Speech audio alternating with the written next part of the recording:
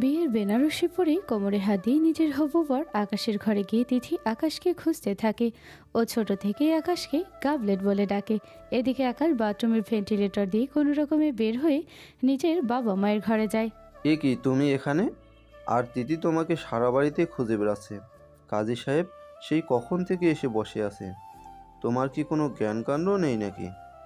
আমি এই বিয়ে করব না বাবা। বিয়ে করবে না মানে? আত্মীয় স্বজনরা সবাই এসে গেছে, পুরো 200 মানুষের জন্য রান্না করা হয়েছে, কাজই এসে গেছে। আর সবচেয়ে বড় কথা, তিথি বিয়ের জন্য তৈরি হয়ে বসে আছে। আর এখন এই সময়ে এসে তুমি বলছো বিয়ে করবে না? মাথা কি গেছে তোমার? না মা, আমার মাথা ঠিকই আছে, বরং তোমাদের মাথায় সমস্যা হয়েছে। তিথি আপু আমার থেকে বয়সে 5 বছরের বড়। ছোট থেকে ওনাকে আমি আপু বলে ডেকেছি। এখন তুমি আমাকে কিভাবে বলো সেই মেয়েটিকে বিয়ে করতে? মানছি খালা খালু মারা যাওয়ার পর তিথি আপুর এখন পরিবার বলতে শুধু আমরা, কিন্তু তার জন্য তাকে বাইরে কারোর সাথে দেখে বিয়ে দাও? আমার সাথেই কেন দিতে হবে?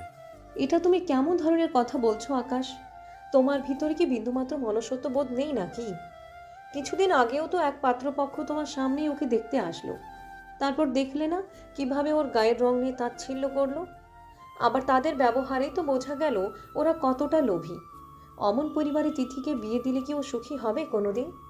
মা বাপ মরা মেয়েটাকে আমি বানের জলে ভাসিয়ে দেবো এভাবে? আপার দুলাভাই আমাদের জন্য কম করেনি, তোর বাবার জন্য কম করেনি। তাদের মেয়েটাকে আমি একটু খাওয়া পড়া দিতে পারবো না? এতই অকৃতজ্ঞ হতে বলিস আমাকে? একটা পাত্রপক্ষ এমন তাতে কি হয়েছে? দেশে কি ছেলের অভাব পড়েছে নাকি? একজন খারাপ একটা পরিবার খারাপ, তার মানে তো এই না যে সবাই খারাপ। তোমরা আরও ছেলে দেখো, আরও সম্বন্ধ আনো, তাদের ভিতরে আপুর জন্য পারফেক্ট কাউকে ঠিকই পেয়ে যাবে। কিন্তু প্লিজ এই বিয়েটা বন্ধ করো, আমাকে আর জোর করো না। আকাশ, তোমার মাথা কি খারাপ হয়ে গেছে নাকি? এ তো আয়োজন, এ তো আত্মীয় এসেছে, প্যান্ডেল, রান্নাবান্না সব শেষ, কাজী পর্যন্ত এসে গেছে। এখন কোন আক্কেলে তুমি বিয়ে ভাঙতে বলো?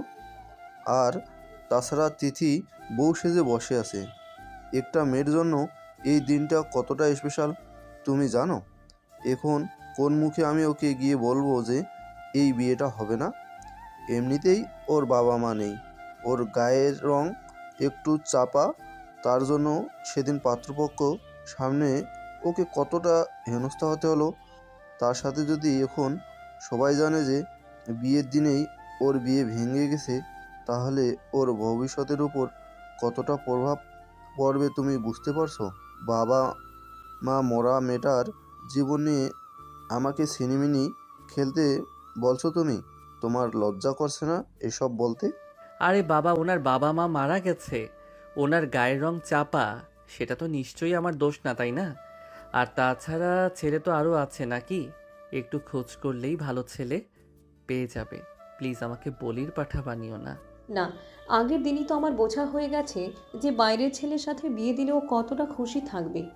সব ছেলে যেমন খারাপ হয় না, তেমনই একটা পরিবারের সব মানুষও ভালো হয় না। কে বলতে পারে যেই পরিবারে বিয়ে দেব সেই পরিবারে কেউ যদি খারাপ হয়?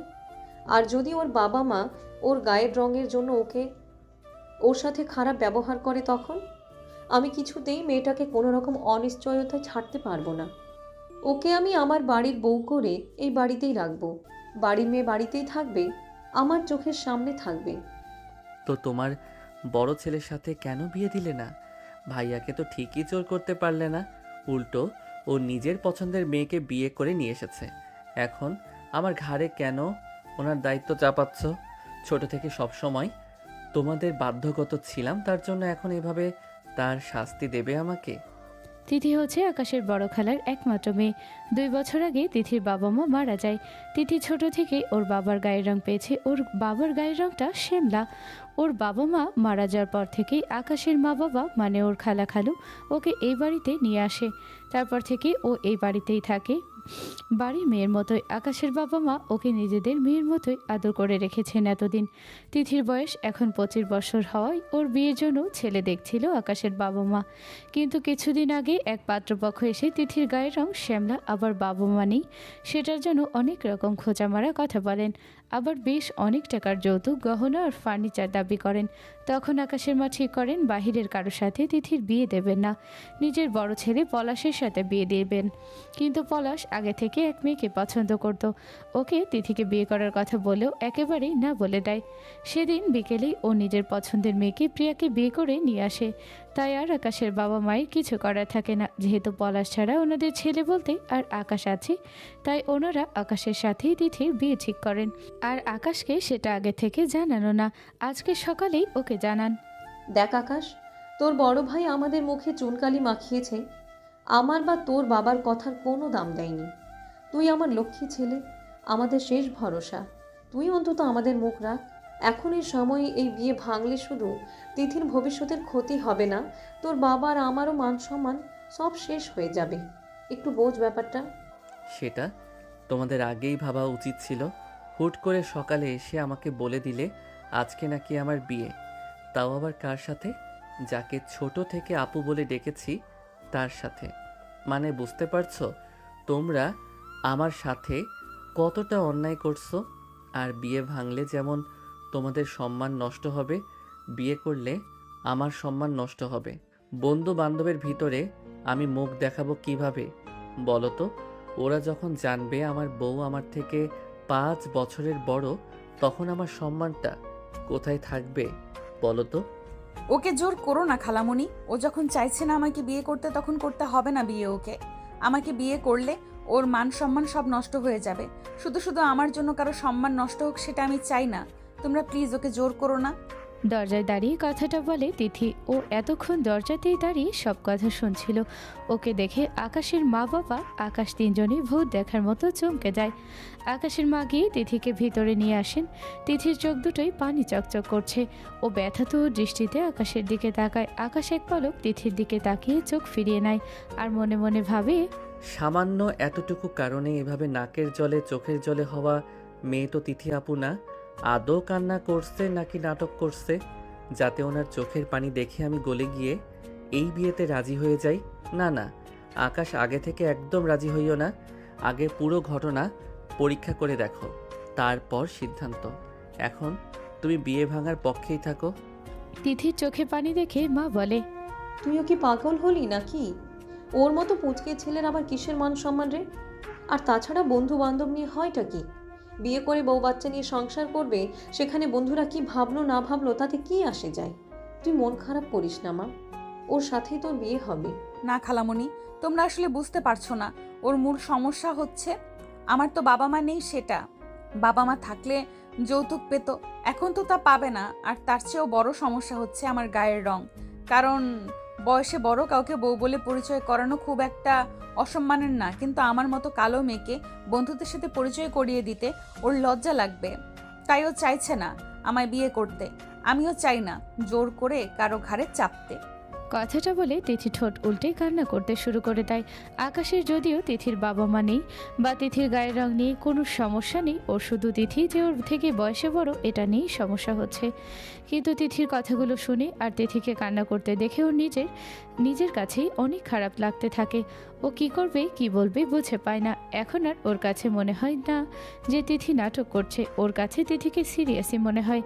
ও সিদ্ধান্তহীনতায় ভুগতে থাকে, তাই চিন্তা করে এখন এদের সামনে থেকে কেটে পড়বে।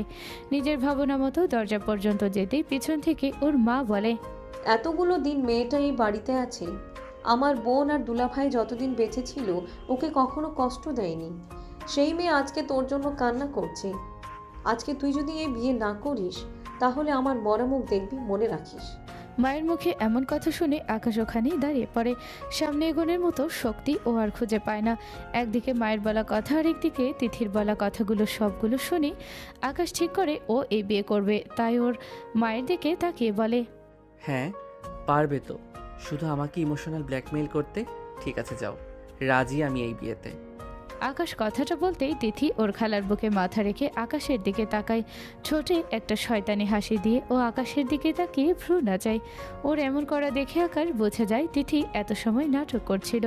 আর ও কিনা তিথির নাটকটাকে সত্যি মনে করে নিজের পায়ে নিজে কুড়াল মারল।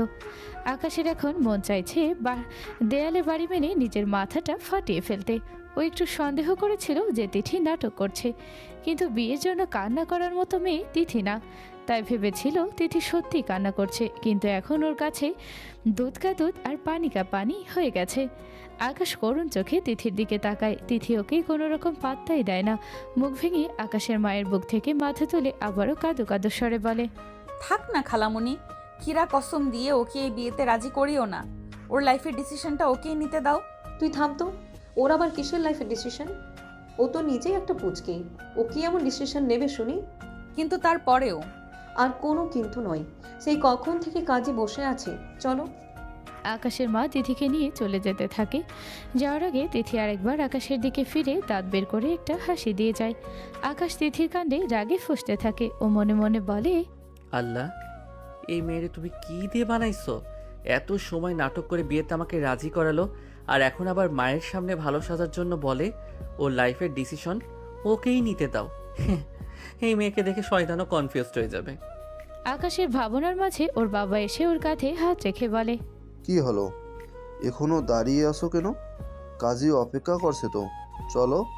আর খবরদার, আর কোনো ঝামেলা পাকানোর কথা মাথাও এনো না, তাহলে তোমার ভাই যেমন এ বাড়িতে উপস্থিত থেকেও নেই, ভাই আছে, তোমারও অবস্থা তাই হবে। হ্যাঁ হ্যাঁ, হয়েছে, আর বলতে হবে না, চলো। অবশেষে 10 লাখ টাকা কাবিন ধার্য করে তিথির সাথে আকাশের বিয়েটা সম্পন্ন হয়। বিয়েতে কবুল বলার পরে আকাশ একদম চুপ হয়ে বসে থাকে। নিজের ভবিষ্যৎ কি হবে সেটা স্পষ্ট ওর চোখের সামনে ভাসতে থাকে। ও কল্পনা করতে থাকে তিথি 2 আর 4 বছরে 2টা ছোট বাচ্চাকে নিয়ে দাঁড়িয়ে আছে। বাচ্চা দুটোর সারা গায়ে আটা মাখানো। তিথি আকাশের দিকে কটমট দৃষ্টিতে তাকিয়ে বলে, গবেটের বাচ্চা, সারাদিন কি এমন করিস যে বাচ্চাদের দিকে খেয়াল রাখতে পারিস না? পুরো 1 কেজি আটা ফেলে দিয়ে তার ভেতরে সাঁতার কাটছিল ওরা। তোর কারণে পুরো 1 কেজি আটা নষ্ট হলো। আপু, আমার কি দোষ বলুন? আমি সকাল থেকে কম কাজ তো করছি না। সকালে উঠে ওদের দুজনের প্রস্রাব আর পটির কাপড় খাতা সব ধুলাম, তারপর নাস্তা বানিয়ে ওদের খাইয়ে দুপুরে রাতের রান্না শেষ করলাম। সকালের থালা বাসনগুলো ধুয়ে ঘর ঝাড়ু দিয়ে মুছে আপনার কাপড় কেচে ছাদে শোকাতে দিয়ে আসলাম। মাত্র গোসলে ঢুকলাম, গোসল সেরে অফিসে যাব, তাই এখনও সকালের নাস্তাটাও করতে পারলাম না। তার ফাঁকে এই 2 বিচ্ছু গিয়েও এই আকাম করেছে। এখানে আমার কি দোষ বলুন? আকাশের বাচ্চা, তোর সাহস তো কম না। তুই আমার ছেলে মেয়েকে বিচ্ছু বলিস, আর তুই আমাকে কাজ দেখাস। সামান্য এই কয়টা কাজ করে একেবারে মহাভারত শুদ্ধ করে ফেলেছে উনি। এসব যখন সামান্য কাজ, তাহলে কালকে থেকে আপনিই না হয় করেন। এমনিতেও এসব তো আপনারই দায়িত্ব। আমার দায়িত্ব তো বাইরে কাজ করে ইনকাম করে সংসার চালানো। হ্যাঁ, আসছে। আমাকে কি কাজের বুয়া পেয়েছিস নাকি? বাইরের কাজও তোর, ঘরের কাজও তোর দায়িত্ব। আজকে তোর জন্য আটা নষ্ট হলো। আজকে তুই অফিসে যাওয়া আসার ভাড়ার টাকা পাবি না, হেঁটে হেঁটেই যাবি। এত সময় এসব কিছু কল্পনা করছিল আকাশ, কিন্তু হুট করে ওর এক বন্ধু ডাকে কল্পনার জগৎ থেকে বেরিয়ে আসে। আশেপাশে তাকিয়ে দেখে কোনো বাচ্চা নেই। মাত্রই ওর বিয়ে হলো। নিজের কাজে আকাশ নিজেই বিরক্ত হয়ে যায়। ও মনে মনে ভাবতে থাকে কিছুতেই নিজের ভবিষ্যৎটা এভাবে নষ্ট হতে দেওয়া যাবে না। যেভাবেই হোক তিথিকে ওর জীবন থেকে কিক আউট মারতে হবে। এমন এমন কাজ করতে হবে যাতে করে তিথি নিজেই ওকে ডিভোর্স দিতে চায়। কিন্তু কি করে সেটা সম্ভব হবে এটাই বুঝতে পারে না আকাশ। ও নিজের বিবাহিত এক বন্ধুকে সাথে করে নিয়ে ছাদে চলে যায় তার থেকে পরামর্শ নেওয়ার জন্য। দোস্ত, সব তো শুনলি। মা, ওর তিথি আপু আমাকে কিভাবে ইমোশনাল ব্ল্যাকমেইল করে এই বিয়েটা করালো। তিথি আপু খুব ডেঞ্জারাস মেয়ে দোস্ত। ওনার সাথে সংসার করা আর নিজেকে নিজের আগুনে ধাক্কা দেওয়া একই কথা। তুই তো এক্সপেরিয়েন্সড। তুই প্লিজ কোনো উপায় বলে দে যাতে করে উনি নিজেই আমাকে ডিভোর্স দিয়ে দেয়। প্লিজ দোস্ত, আমাকে বাঁচা। আমার শেষ আশা ভরসা তুই। তুই যদি কিছু না করিস আমি কিন্তু শেষ হয়ে যাব। আরে চিল, এত প্যারা নিচ্ছিস কেন? শোন, উনি যতই তোর বয়সে বড় হোক না কেন, উনি একটা মেয়ে আর তুই ছেলে, এটা মনে রাখিস সবসময়। তুই ওনাকে ভয় পাস, তাই উনিও তোকে ভয় দেখাতে পারে। তুই এক কাজ কর, আগে বিড়াল থেকে বাঘ হ। মানে? মানে খুবই সিম্পল, তুই ওনাকে ভয় পাওয়া বন্ধ কর। ওনার সামনে এমন আচরণ কর যাতে ওনার মনে হয় তুই ওনাকে ভয় পাস না। এক কাজ করবি, এখন থেকে ওনাকে আপু বলবি না। উনি এখন তোর বউ। বউকে কে আপু বলে শুনি? আপু না বললে কি বলবো? তুই এখন থেকে ওনাকে নাম ধরে ডাকবি। কি যেন নাম ওনার? ও হ্যাঁ, তিথি। ওনাকে তিথি বলে ডাকবি, আর আপনি না বলে তুমি করে বল। এটাই দেখবি উনি কতটা টাসকি খেয়ে যায়। অসম্ভব, আমি ওনাকে নাম ধরে ডাকবো? এটা কোনোভাবেই সম্ভব না। আমি যদি ওনাকে নাম ধরে ডাকি তাহলে উনি খুব রেগে যাবে, আমার কান মলে দেবে। এই, তুই আদেও ছেলে মানুষ তো, নাকি থার্ড জেন্ডার রে? দেখি এদিকে এসে প্যান্ট খুলতো, চেক করে দেখি তোর আসল মেশিন আছে নাকি, নাকি শুধু উপর থেকে দেখতেই ছেলের মতো লাগে। তুইও আমাকে অপমান করছিস। তো কি করব বলতো? একটা ছেলে হয়ে একটা মেয়েকে ভয় পাচ্ছিস? তুই তো ছেলে নামের কলঙ্ক রে। উনি আমার 5 বছরের বড়। হোক বড়, তাতে কি হয়েছে শুনি? তুই কিনা কানমলা খাওয়ার ভয় পাচ্ছিস। এখন বুঝতে পারছি কেন উনি সবসময় তোকে কন্ট্রোল করতে পারে, কারণ তুই নিজেই নিজেকে ওনার কাছে ভীতু বানিয়ে রেখেছিস। তো এখন কি করব? কি আবার করবি? নিজের জীবন জাহান্নাম না বানাতে চাইলে আমার কথা শোন। নিজেকে পরিবর্তন কর, নিজেকে সাহসী বানা। সবার আগে ওনাকে নাম ধরে আর তুমি বলে ডাকা স্টার্ট কর। তারপর? আজকে না তোদের বাসর রাত? হ্যাঁ, কেন? তাহলে আজ রাতেই বিড়াল মারবি। সমস্যা আমার তিথি আপুকে নিয়ে বিড়াল মেরে আমার লাভ কি? আর আমি কেনই বা একটা নিরীহ প্রাণীকে মারতে যাব? বাবারে, এই বিড়াল মারা সেই বিড়াল মারা নয়। কোন ঘোড়ার ডিম বলছিস? যা বলার খুলে বল না। এই বিড়াল মারার মানে আজকেই তোর বউয়ের সাথে বাসর সেরে ফেল। মানে স্বামী স্ত্রী বাসরে যা যা করে আর কি। বুঝেছিস না? আরো ভালোভাবে এক্সপ্লেন করব? হ্যাঁ হ্যাঁ, বুঝেছি, কিন্তু উনি কি রাজি হবেন? ওনার রাজি হওয়া না হয় তোর কি আসে যায়? তুই লাগলে জোর করে করবি, এটাই তো ওনার মনে তোর জন্য খারাপ ধারণা তৈরি হবে, আর উনি নিজেই তোকে ডিভোর্স দিয়ে দেবে। ছি ছি, আমি একটা মেয়েকে তার ইচ্ছার বিরুদ্ধে জোর করে টাচ করব? আমার দ্বারা এটা হবে না রে। না হলেও হওয়াতে হবে আকাশ। তা না হলে দেখবি উনি কেমন তোর উপর ছড়ি ঘুরায়। জুতো পরিষ্কার থেকে চণ্ডীপাত সব তোকে দিয়ে করাবে। রান্না করা, কাপড় কাচা, বাসন মাজা, ঘর মোছা সব তৈরি করা লাগবে। আমার কথা মিলিয়ে নিস একদিন। সেদিন এই আমাকে মনে পড়বে, আর আফসোস করবি কেন আজকে আমার কথা শুনলি না তোরা। তার জন্য। নিলয়ের কথা শুনে আকাশ আবারও ওই সময়ের পরিকল্পনায় চলে যায়। সেই কথাগুলো মনে করে আকাশ জোরে একটা চিৎকার করে ওঠে। কিরে, কি হলো তোর? চোখের সামনে ভবিষ্যৎ দেখতে পাচ্ছিস নাকি? দোস্ত, আমি করব। তুই যা যা বললি তাই তাই করব। নিজের জীবন নষ্ট হতে দেব না। Good job. চল নিচে চল। সেই কখন এসেছি আমরা? রাতও তো কম হলো না। গিয়ে দেখ তোর তিথি আপু বাসর ঘরে বসে তোর অপেক্ষা করছে। যা গিয়ে নিজের ভবিষ্যৎ বাঁচা। খবরদার ভুলে ওনার সামনে ভীতু হয়ে থাকবি না। নিজেকে সাহসী বলে পরিচয় দিবি। দোয়া করিস দোস্ত। অল দ্য বেস্ট দোস্ত। নিলয়ের সাথে কথা বলা শেষ করে আকাশ নিজের রুমে যায়। রুমে গিয়ে দেখে ওর বিছানা গোলাপ আর রজনীগন্ধা ফুল দিয়ে সাজানো। সারা মেঝেতে ফুলের পাপড়ি ছড়ানো, পুরো ঘরে ফুলের গন্ধে মো করছে। এর সাথে বিভিন্ন ধরনের দামি সুগন্ধিযুক্ত ক্যান্ডেল দিয়ে ঘরটা সাজানো। রুমে ঢুকে এসব দেখে আকাশের মনটা ফুরফুর হয়ে যায়, কিন্তু বিছানায় ঘোমটা দিয়ে বসা রমণীকে দেখে আকাশের ভালো মুডটা নষ্ট হয়ে যায়। তিথি কিভাবে নাটক করে ওকে বিয়ে করেছে সেটা মনে পড়তেই ওর রাগ লাগতে শুরু করে, কিন্তু ও উত্তেজিত না হয়ে নিলয়ের কথা মতো কাজ করবে চিন্তা করে। ও ঘরে ঢুকেই জোরে একটা নিঃশ্বাস নেয়, তারপর হালকা একটা কাশি দেয়। ওর কাশির আওয়াজ শুনে তিথি ঘুমটা ফেলে ওর দিকে ভ্রু কুচকে তাকায় আর বলে, এভাবে কাশছিস কেন? গলায় কি ব্যাং ঢুকেছে নাকি? তিথির কথা শুনে আকাশ বিড়বিড় করে বলে, আজ তো একটা শাকচুন্নি জীবনে ঢুকে বসে আছে, আর তো ব্যাং। কি বললি? না, দেখো তিথি, তোমাকে একটা কথা ক্লিয়ারলি বলতে চাই। তোর বলার মায়েরে বাপ 7 আপ, আর তুই আমার নাম ধরে ডাকলি মাত্র, আর তুমি করেও বললি? তিথির কথাই আকাশের এতক্ষণ ধরে জমানো সকল সাহস এবার নাই হয়ে যায়। ভিতরে ভিতরে ও ভয় পেতে থাকে খুব। ওর মনে হয় তিথি এখনই রেগে মেগে বিছানা থেকে উঠে আসবে আর এসেই ওকে চড় মারবে। আকাশের ধারণাই ঠিক। তিথি গম্ভীর মুখে বিছানা থেকে নামতে থাকে আর আকাশের দিকে এগোতে থাকে। আকাশ ভয়ে একটা শুকনো ঢোক গেলে ভিতরে ভিতরে ও ভয় পেলেও উপর থেকে সেটা প্রকাশ করে না, উল্টে আরও নিজের মুখভঙ্গি গম্ভীর দেখানোর চেষ্টা করে। তিথি নেমেই আগে আকাশের পাশ কাটিয়ে গিয়ে দরজা ভিতর থেকে লক করে দেয়। তিথিকে দরজা আটকাতে দেখে আকাশ আরও ভয় পেয়ে যায়। ও এমনিতেই ছোটবেলা থেকেই তিথিকে অনেক ভয় পায়। তিথি দরজা আটকে আস্তে আস্তে আকাশের দিকে আসতে থাকে। তিথিকে নিজের দিকে এগোতে দেখে আকাশ একবার চিন্তা করে দৌড়ে দরজা খুলে পালিয়ে যাবে। পরে আবার ও নিলয়ের কথা মনে পড়ে। ও নিজেকে সাহসী প্রমাণ করতে তিথিকে বলে, কিভাবে দরজা আটকালে কেন? অবশ্য দরজা আটকে ভালোই করেছো। আমি নিজে একটু পরে দরজা আটকাতাম। যাই হোক, এমন রোবটের মতো চোখ মুখ গম্ভীর করে এগিয়ে আসছো কেন? তুই আবারও আমাকে তুমি করে বললি? আকাশ মনে মনে ভাবে সাহস দেখাতে গিয়ে এবারে ওর জানটাই না চলে যায়। তিথির চোখে মুখের গম্ভীরতা ওর কাছে ভালো লাগে না। তারপরও নিজেকে তিথির থেকে বাঁচাতে ও বলে, হ্যাঁ, বললাম তো, কি হয়েছে? দেখো তিথি, এতদিনে আমাদের সম্পর্ক ভিন্ন ছিল, এখন আমাদের সম্পর্ক ভিন্ন।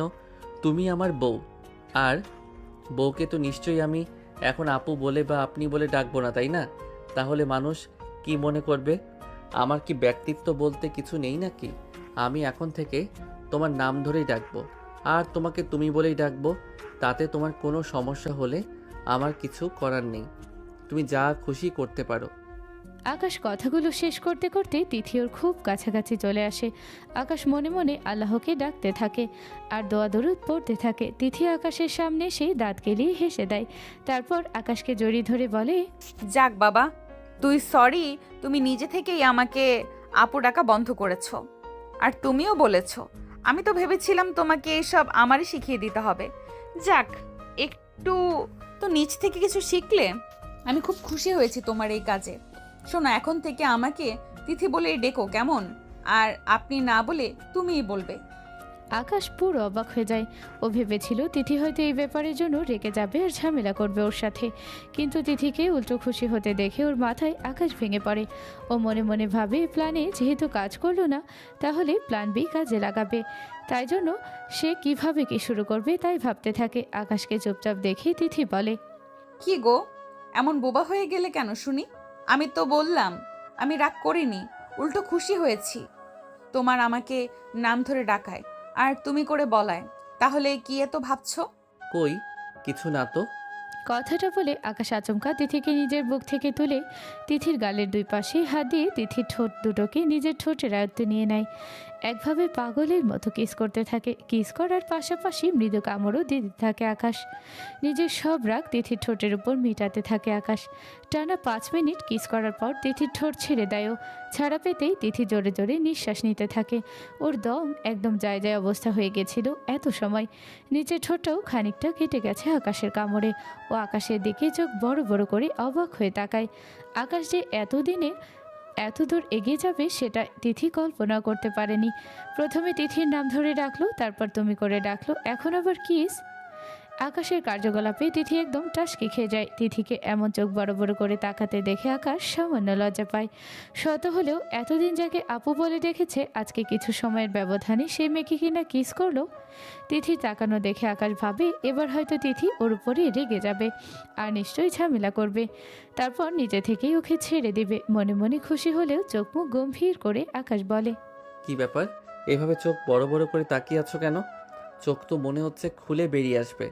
আমি কি বাঘ না ভাল্লুক যে এভাবে তাকাতে হবে? তার চেয়েও বেশি কিছু। মানে? মানে হলো তুমি বাঘ ভাল্লুক না, তুমি হলে সিংহ, বনের রাজা সিংহ। মানে আমার বিশ্বাসই হচ্ছে না তুমি আকাশ। এই আকাশ আর আগের আকাশের ভেতরে কত ফারাক। যার কিনা আমাকে দেখলে ভয়ে হাত পা কাঁপতো, সে আজকে আমাকে নাম ধরে ডাকলো, আবার আপনি থেকে তুমি বলে ডাকলো। এখন আবার কিস, তাও কিনা লিপ কিস। ইমপ্রেসিভ। হ্যাঁ, তো এতে অবাক হওয়ার কি আছে? এখন আমরা স্বামী স্ত্রী, এখন থেকে এসব নর্মাল। শুধু কিসতে একটু পরে আরো গভীর কিছু হবে। আকাশের কথা শুনে তিথি বোকার মতো বলে, কি হবে? বাসরাতে স্বামী স্ত্রীর মাঝে যা হয় তাই হবে, এটাও বুঝো না? আকাশের কথায় তিথি লজ্জা পেয়েও যায়। ও লজ্জায় মাথা নিচু করে নেয়। নিজের বোকামির জন্য মনে মনে নিজেকে বকতে থাকে। এদিকে তিথিকে মাথা নিচু করে থাকতে দেখে আকাশ ভাবে তিথি হয়তো ব্যাপারটায় নারাজ হয়েছে, ওর ওপর রাগ করেছে। একটু পরে যখন সত্যি আকাশ ওকে ছুতে যাবে, তিথি হয়তো বাধা দেবে। আর আকাশকে তো নিলয় শিখিয়ে দিয়েছে, আকাশকে তিথি বাধ্য দিলেও ও যেন জোর করে সব কিছু করে। এতে করে তিথি ওকে খারাপ ভাববে আর তারপর ওর মুক্তি। ব্যাপারটা ভেবে ও নিলয়কে মনে মনে ধন্যবাদ দিতে থাকে। এমন চুপ হয়ে গেলে কেন, সমস্যা কি? কই কিছু না তো। আচ্ছা শোনো, বাসরাতে তো 2 রাকাত নামাজ আদায় করতে হয়। আমি একটু আগেই অজু করেছি, তুমি যাও অজু করে আসো, নামাজটা পড়ে নেই। ঠিক আছে। আকাশ অজু করতে থাকে আর মনে মনে বলে, ওর নিশ্চয়ই বাসর করার কথাটা ভালো লাগেনি, তাই তো ব্যাপারটা এড়িয়ে গেল। এবার জোর করব, তারপর আরও খারাপ লাগবে ওর। আর খারাপ লাগা থেকে আমার মুক্তি। আহ, নিলয়কে এখন সামনে পেলে ওকে একটা চুম্মা দিতাম, ওয়াশরুমের বাইরে থেকে তিথি ডাকতে থাকে। অজু করা হয়নি এখনো? হ্যাঁ এই তো, চলো নামাজটা পড়ে নেই। আকাশ আর তিথি 2 রাকাত নামাজ পড়ে নেয়। তারপর তিথি বিছানার পাশে টেবিলে ঢেকে রাখা দুধের গ্লাসে হাতে নিয়ে আকাশের দিকে বাড়িয়ে দিয়ে বলে, খালামণি বলেছিল এটা যেন দুজনেই খাই, এটা নাকি নিয়ম। আচ্ছা দাও। তিথির হাত থেকে দুধের গ্লাসটা নিয়ে আকাশ অর্ধেক গ্লাস দুধ খায় আর বাকি দুধসহ গ্লাসটা তিথির হাতে ধরিয়ে দেয় খাওয়ার জন্য। তিথি বাকি দুধটুকু খেয়ে নেয়। দুধ খেয়ে দুজনে খাটে বসে। ওদের দুজনেরই মাথা ঘোরাতে থাকে। আমার মাথাটা কেমন যেন ঘোরাচ্ছে। আমারও বুঝলাম না হঠাৎ করে এমন মাথা কেন ঘোরাচ্ছে। আমার না কেমন যেন লাগছে, মনে হচ্ছে আমি হাওয়ায় ভাসছি। এই আমারও এরকম লাগছে। ওই দেখো ঘরের সব আসবাবপত্র কেমন ঘুরছে। আরে তুমি ওটা রেখে জানালার দিকে তাকাও, ওই দেখো রাতের বেলা চাঁদ না উঠে সূর্য উঠছে। কোথায় সূর্য? আমি তো মঙ্গল গ্রহ দেখতে পাচ্ছি, ওই যে চিকচিক করছে। আরে ওটা মঙ্গল গ্রহ না, ওটা হলো বৃহস্পতি। মঙ্গল গ্রহ তো নীল রঙের। তুমি মনে হয় মঙ্গলে গেছো, যে জানো মঙ্গল গ্রহ নীল রঙের। গেছি তো, কতবার গেলাম, এলিয়েনদের সাথে দেখাও করেছি। ওরা আমাকে কত সম্মান করে তুমি জানো না। দুধ খাওয়ার কিছু সময় পর থেকেই আকাশ আর তিথি এমন মাতালের মতো বকবক করতে থাকে। ওদের রুমের বাইরে দরজায় আড়ি পেতে ওদের কানে শুনতে থাকে ওদের মামাতো বোন টিয়া। ওদের কথা শুনে টিয়া হাসতে থাকে মুখ চেপে। ওই ওদের দুধের সাথে নেশাজাতীয় পাউডার মিশিয়েছে। ও মনে মনে আকাশকে পছন্দ করে। ওর বাবা মা আকাশের বাবা মায়ের কাছে বিয়ের প্রস্তাবও দিয়েছিল, কিন্তু আকাশের বাবা মা ওনাদেরকে বারণ করে দেয়। আর তারপর তিথির সাথে আকাশের বিয়েটা দেন। রুমের ভিতরে থেকে আকাশ আর তিথি আবোল তাবোল কথা শুনে টিয়া বিড়বিড় করে বলে, খুব শখ না আমার আকাশের সাথে বাসর করার? নে আজকে তোর শখ একদম মিটিয়ে দিয়েছি। এমন পাউডার মিশিয়েছি না, সারা রাতেও নেশা কাটবে না। আমার আকাশকে আমার থেকে কেড়ে নেওয়া, তাই না? আমিও এবার দেখি কিভাবে তুই আমার আকাশের সাথে বাসর করিস। দিলাম তো সব বন্ধ করে, আজকে বাসর নষ্ট করলাম, 2 দিন পরে তোদের সম্পর্ক নষ্ট করব। আর তারপর আমার আর আমার আকাশযানের ভেতরে আর কোনো তৃতীয় ব্যক্তি থাকবে না। কথাটা বলে টিয়া আবারও হাসতে থাকে। ও তখন আকাশ আর তিথির দরজার বাইরে কান পেতে দাঁড়িয়েছিল। তখনই ওর কাঁধে কেউ হাত রাখে। টিয়া প্রচুর ভয় পায়। ভয়ে ওর চোখ মুখ ছোট হয়ে যায়। ও আস্তে আস্তে করে পিছনে ফিরে তাকায়। ওহ তুমি, আমি তো একদম ভয় পেয়ে গেছিলাম, ভাবলাম কে না কে এসেছে। টিয়ার পিছনে ওর মা মানে আকাশের মামি দাঁড়িয়েছিলেন। তুই এখানে এত সময় দাঁড়িয়ে আছিস কেন? আমার জায়গায় কেউ তোকে দেখলে কি হতো বলতো? আরে আমি দেখতে এসেছিলাম ওই পাউডারে কাজ হয়েছে কিনা। দরজা তো ভেতর থেকে আটকানো, তাই কান পেতে বোঝার চেষ্টা করছিলাম ওরা পাউডার খেয়েছে কিনা আর খাওয়ার পরে ওদের রিয়াকশন কেমন। কি বুঝলি, পাউডারে কাজ হয়েছে? হয়েছে মানে নেশায় দুজনে ভূত হয়ে আছে একদম। একজন রাতের বেলা চাঁদের জায়গায় সূর্য দেখছে, তো আরেকজন মঙ্গল গ্রহ। পাউডারটা ঠিকঠাক পড়েছে বুঝলে। আজকে সারা রাতেও এদের নেশা কাটবে বলে মনে হয় না। তাহলে তো ভালোই। দুজনে যদি নেশার ঘরেই থাকে তাহলে আর ওদের ভেতরে কোনো সম্পর্ক গড়ে ওঠা সম্ভব না। নেশা কাটতেই রাত পার হয়ে যাবে। এখন এখানে থাকা আর ঠিক হবে না। কেউ আমাদের এখানে এভাবে দেখলে সন্দেহ করতে পারে। চল ঘরে চল।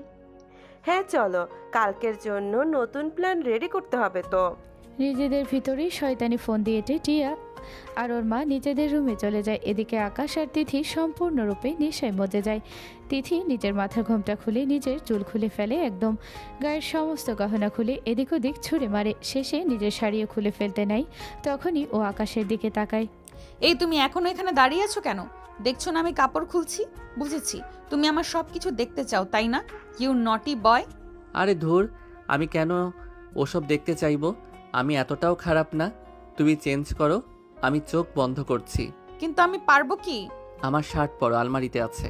তিথি আকাশের আলমারি থেকে একটা সাদা শার্ট এনে পড়ে আর একটা কালো লুঙ্গি এনে পড়ে। তিথিকে দেখে আকাশ হাসতে থাকে। আকাশকে হাসতে দেখে তিথি ভ্রু কুঁচকে ওর দিকে তাকায় আর বলে, আমি কি জোকার নাকি যে তুমি হাসছো?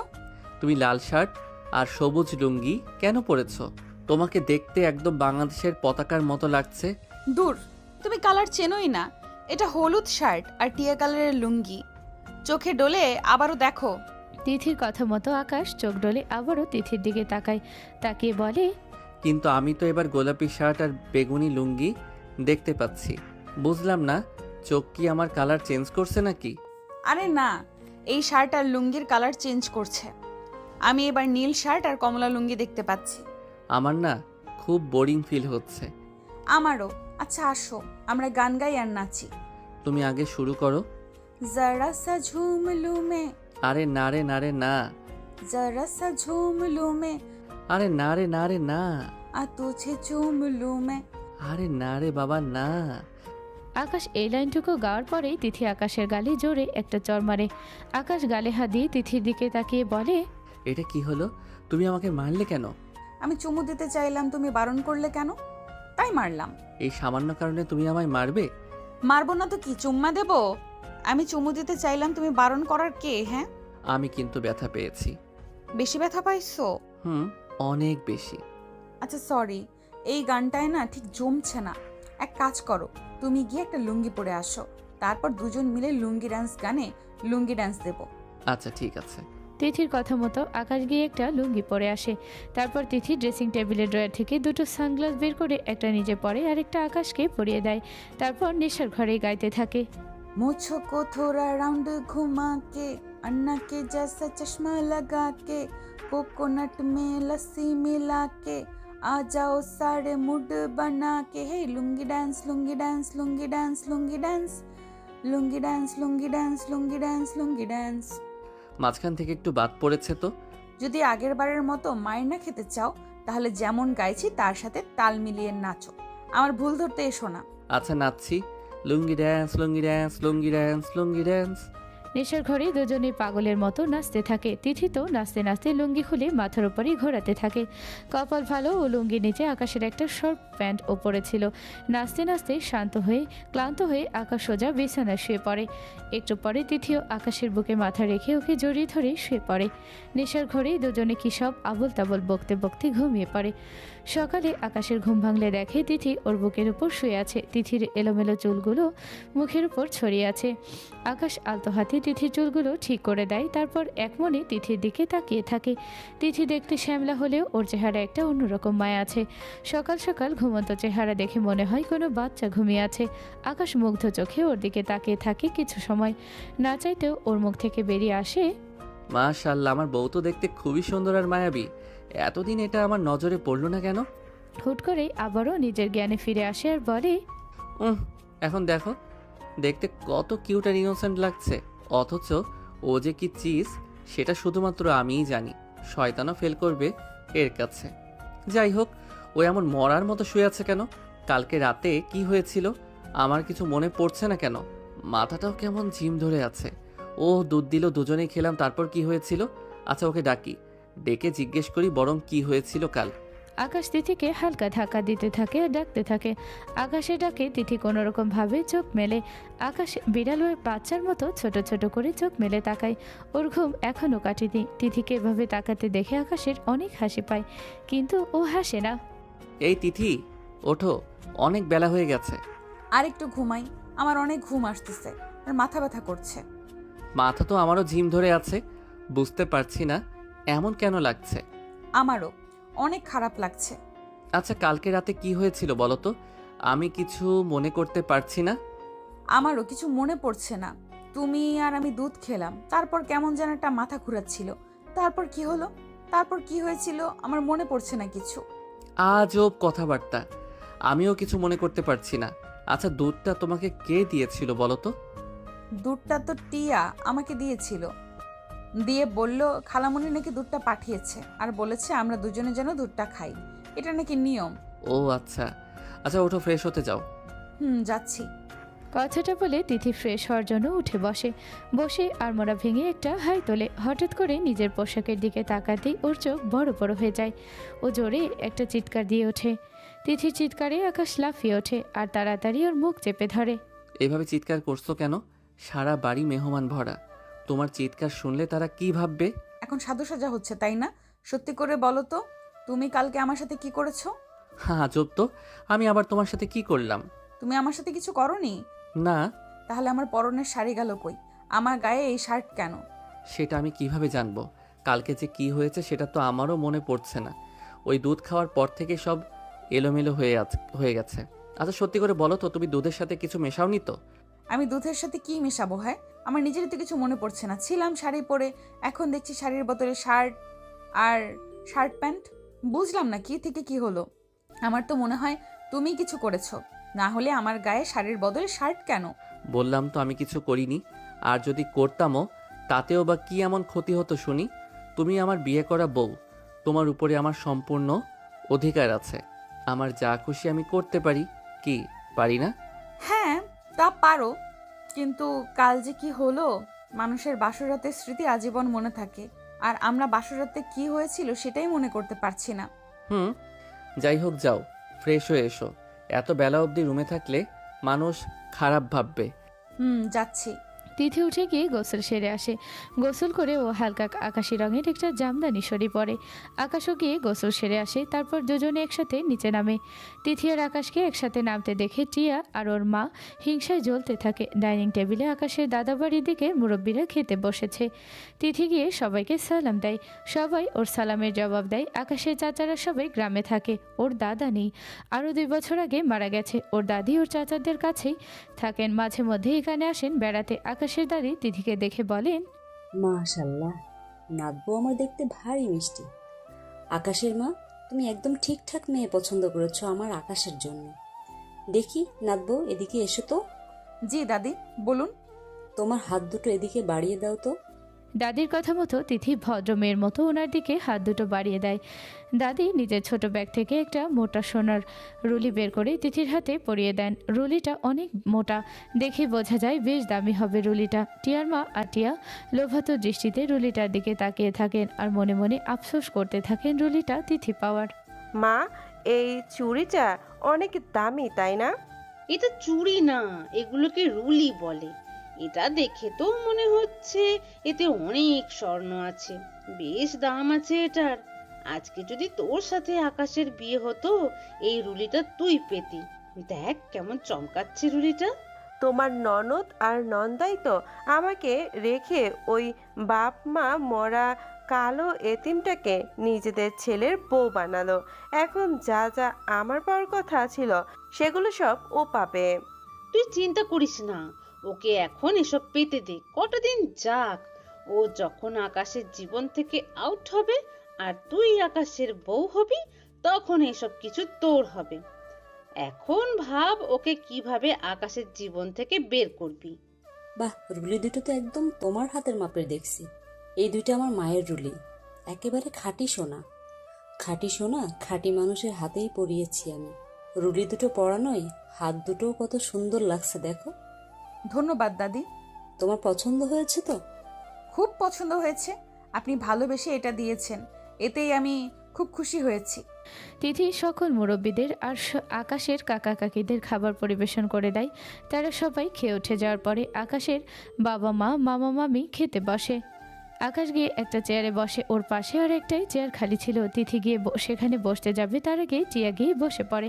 টিয়াকে আকাশের পাশে বসতে দেখে তিথির রাগ হয়। আকাশও কিছুটা বিরক্ত হয়, কারণ টিয়া একটা গায়ে পড়া মেয়ে। তিথি চুপচাপ সবাইকে খাবার বেড়ে দিতে থাকে, ওর মুখটা একদম ফ্যাকাশে হয়ে থাকে। এতক্ষণের হাসিটা ওর মুখ থেকে গায়েব হয়ে যায়। ও গম্ভীর মুখে সবাইকে খাবার বেড়ে দিচ্ছে দেখে টিয়া মনে মনে বলে, কেমন দিলাম? খুব শখ না আমার আকাশের পাশে বসে খাবার খাওয়ার? নাও, খাও এখন। আজকে ওর পাশে বসা থেকে আটকালাম, এরপরে ওর জীবন থেকে বের করে দেব। আর তুমি শুধু চুপচাপ দেখেই যাবে, কিছু করতে পারবে না। টিয়া, তুই বরং একটু পরে খেতে বস। দেখছিস না আকাশ খেতে বসেছে আর তিথি দাঁড়িয়ে আছে। নতুন বউ এভাবে দাঁড়িয়ে থাকাটা খারাপ দেখায়। নতুন বর বউ একসাথে খেতে বসে বিয়ের পরের দিন। তুমি আমার মেয়েটাকে কেন বলছো আকাশের মা? ও সেই ভোরে উঠেছে, কখন থেকে বলছে খিদে পেয়েছে, কিন্তু তোমার শ্বশুর বাড়ির গুরুজনেরা খাচ্ছিল তাই অপেক্ষা করছিল না খেয়ে। এখন আবার যদিও অপেক্ষা করাও, মেয়েটা খিদে মতো মরেই যাবে। এমনিতেই মেয়েটা আমার কেমন শুকিয়ে গেছে এই কয়দিনে। তাছাড়া নতুন বউ তো আর বাইরের কেউ না, এ বাড়িতেই তো থাকতো। ও ঘুম থেকে উঠেছেও দেরিতে, ওর হয়তো এখনো খিদে পায়নি। একটু টাইম ও যদি অপেক্ষা করে তাতে খুব একটা সমস্যা হবে না। বাড়ির বউ হয়েছে, একটু তো স্যাক্রিফাইস করতেই হবে নাকি? কিন্তু ব্যাপারটা খারাপ দেখায়। নতুন বউ দাঁড়িয়ে অপেক্ষা করবে আর আমরা সবাই খেয়ে নেব। যতই ও বাড়ির মেয়ে হোক না কেন, এখনও এ বাড়ির বউ। তাই বাড়ির বউ হিসেবে ওর যেমন দায়িত্ব আছে, আমাদেরও কিছু দায়িত্ব আছে ওর প্রতি। থাক না খালামণি, সমস্যা নেই, তোমরা বরং খেয়ে নাও, আমি একটু পরে খাচ্ছি। আমার তেমন ক্ষুধাও লাগেনি। তোমরা খাওয়া শুরু করো, আমি গিয়ে সোফায় বসছি। কথাটা বলেই তিথি গিয়ে সোফায় বসে আর টিয়া সেটা দেখতে পেয়ে মাথা নিচু করে মুচকি হাসতে থাকে। টিয়ার হাসি আর কেউ না দেখলেও আকাশ দেখে ফেলে। ওর রাগ হতে থাকে টিয়াকে দেখে। ও সোফায় বসা তিথির দিকে তাকায়, দেখে তিথি চুপচাপ অন্যদিকে তাকিয়ে আছে। আকাশ যতই তিথিকে ডিভোর্স দিতে চাক, কিন্তু এমনিতেও তিথিকে খুব ভালোবাসে। আগেও তিথিকে ভয় পেলেও তিথির জন্য ও খুব পজিটিভ ছিল। সব কাজিনদের ভিতরে তিথির সাথে ওর ভালো সম্পর্ক ছিল। তিথিও সবসময় ওকে আগলে আগলে রাখতো। আজকে তিথির এই অবস্থা দেখে ওর খুব খারাপ লাগে। ও নিজের প্লেট পাশে রেখে আরেকটা প্লেট নিয়ে সে তারতে খাবার বাড়তে থাকে।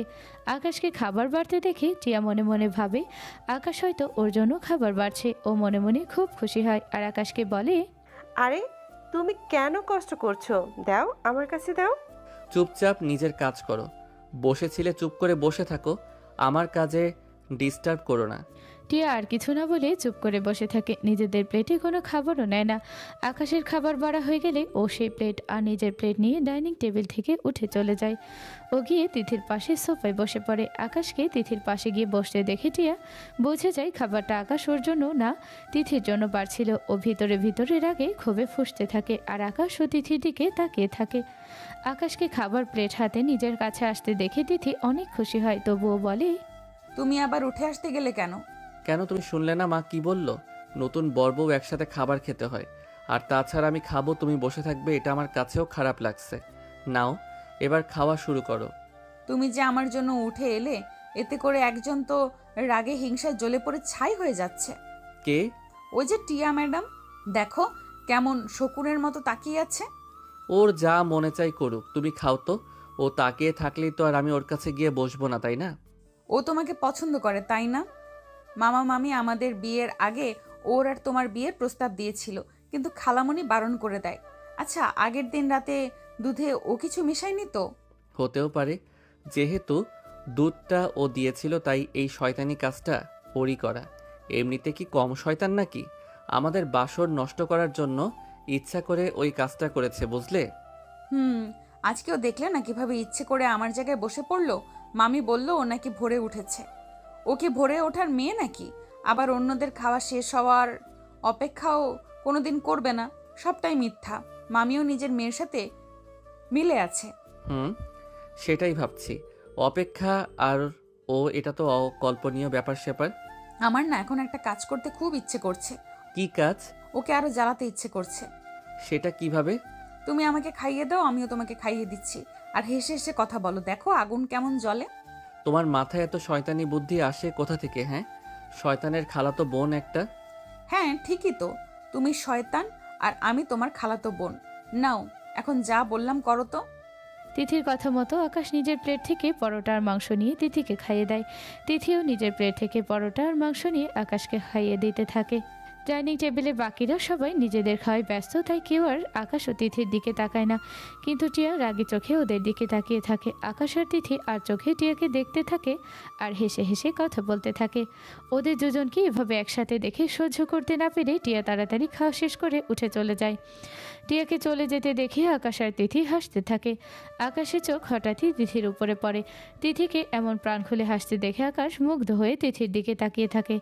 একটু পরে তিথিও আকাশের দিকে তাকালে দুজনের চোখাচোখি হলে আকাশ কিছুটা লজ্জা পেয়ে চোখ সরিয়ে নেয়। আকাশকে লজ্জা পেতে দেখে তিথি বলে, আমি কিন্তু দেখেছি তুমি এত সময় আমার দিকে তাকিয়েছিলে, এখন চোখ সরালেও লাভ নেই। তা হঠাৎ এমন তাকিয়ে থাকার কারণ কি শুনি? আগে তো এইভাবে তাকাতে না। হঠাৎই তোমাকে অন্যরকম সুন্দর লাগছে, আগে এমন লাগতো না, তাই তাকাতাম না। অন্যরকম সুন্দর বলতে? বউ সুন্দর লাগছে। কথাটা বলে আকাশ মুচকি হাসতে হাসতে উঠে চলে যায় আর তিথি লজ্জায় মুখ লাল করে বসে থাকে। আকাশ রুমে গিয়ে তিথির কথা মনে করে মুচকি মুচকি হাসতে থাকে। তখনই ওর ফোনে নিলয়ের কল আসে। আকাশ কলটা রিসিভ করে। কিরে শালা, বউকে পেয়ে তো দেখছি আমাকে ভুলেই গেছিস একদম। আরে ধর, কি যে বলিস না, তোকে ভোলা কি সম্ভব? আসলে দাদাবাড়ি থেকে কাকারা কাকিরা দাদি আরও অনেক আত্মীয় এসেছে, তাদের সাথে সারাদিন সময় কাটিয়েছি, এই মাত্র খেলাম, এখন একটু ফ্রি হয়ে রুমে আসলাম। আমিও ভাবছিলাম তোকে কল করব, তার ভিতরে তুই কল দিলি। আমার কথা ভাবছিলি নাকি তোর বউয়ের কথা ভাবছিলি বলতো? যাই হোক, আগের দিনের প্ল্যান কাজে দিয়েছিল? ধুর আর প্ল্যান, একটা প্ল্যানও কাজে দেয়নি। ওকে নাম ধরে ডাকাই তুমি করে বলাই ও বিন্দুমাত্র রাগ, বিন্দুমাত্র রিয়্যাক্ট করেনি, উল্টো আরও খুশি হয়েছে। কি বলিস কি, আরো খুশি হয়েছে? তাহলে প্ল্যান তো শুধু ফ্লপ না, উল্টো কাজ করেছে। ও তো তোর প্রতি আরো ইন্টারেস্টেড হয়ে গেছে। আর লাস্ট প্ল্যান? ওইটা হয়নি এখনো। কেন হয়নি? কাল রাতে কী যে হলো, আমি আর তিথি এক গ্লাস দুধ খেলাম, তারপর শরীরটা কেমন যেন খারাপ লাগছিল, মাথা ঘুরাচ্ছিল। তারপর কি হয়েছে আমার বা তিথির কারো মনে নেই। কি বলিস? দুধে কিছু মেশানো ছিল না তো? আমার আর তিথিরও তেমনটাই মনে হচ্ছে, আর একজনকে সন্দেহও হচ্ছে। আচ্ছা, এখন এসব বাদ দে। তুই কি ওইটার কোনো স্টেপ শুরু করেছিলি? মানে ওকে জড়িয়ে ধরা বা কিস করা কোনো ধাপ কি শুরু করেছিলি? হ্যাঁ, কিস করেছিলাম। ও নিজেও রেসপন্স করেছে, কিন্তু ওইটার কথা বলার পরে মনে হলো আমাকে অ্যাভয়েড করছিল।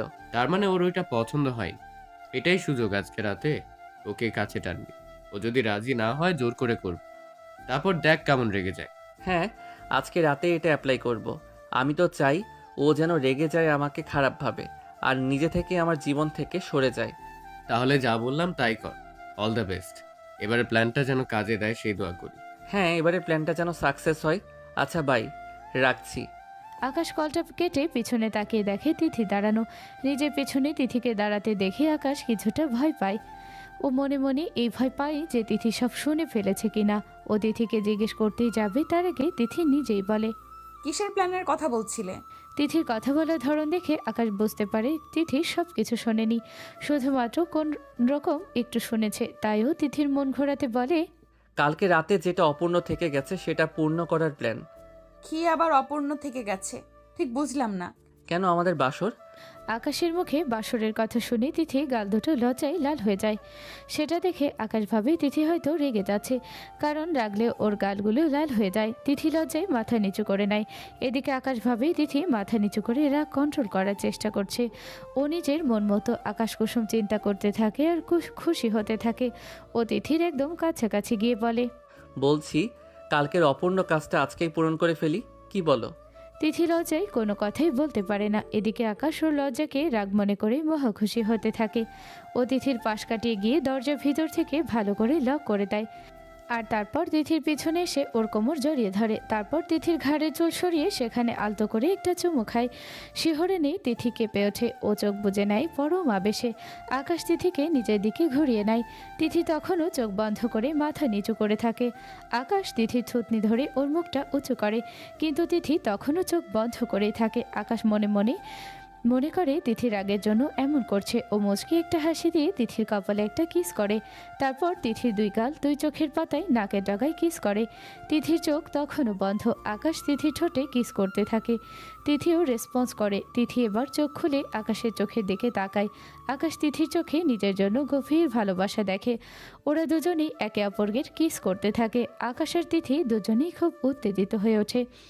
একে অপরকে জড়িয়ে ধরে একে অপরের ঠোঁটে পাগলের মতো কিস করতে থাকে। ওদের দুজনের শ্বাস প্রশ্বাস ঘন হয়ে আসে। দুজনেই জোরে জোরে নিঃশ্বাস নিতে থাকে। ওরা একে অপরের নিঃশ্বাসের শব্দ শুনতে পায়। আকাশ তিথিকে কোলে তুলে নিয়ে বিছানায় শুয়ে দেয়। তিথির শরীর থেকে আস্তে আস্তে শাড়িটা টেনে খুলে ফেলে।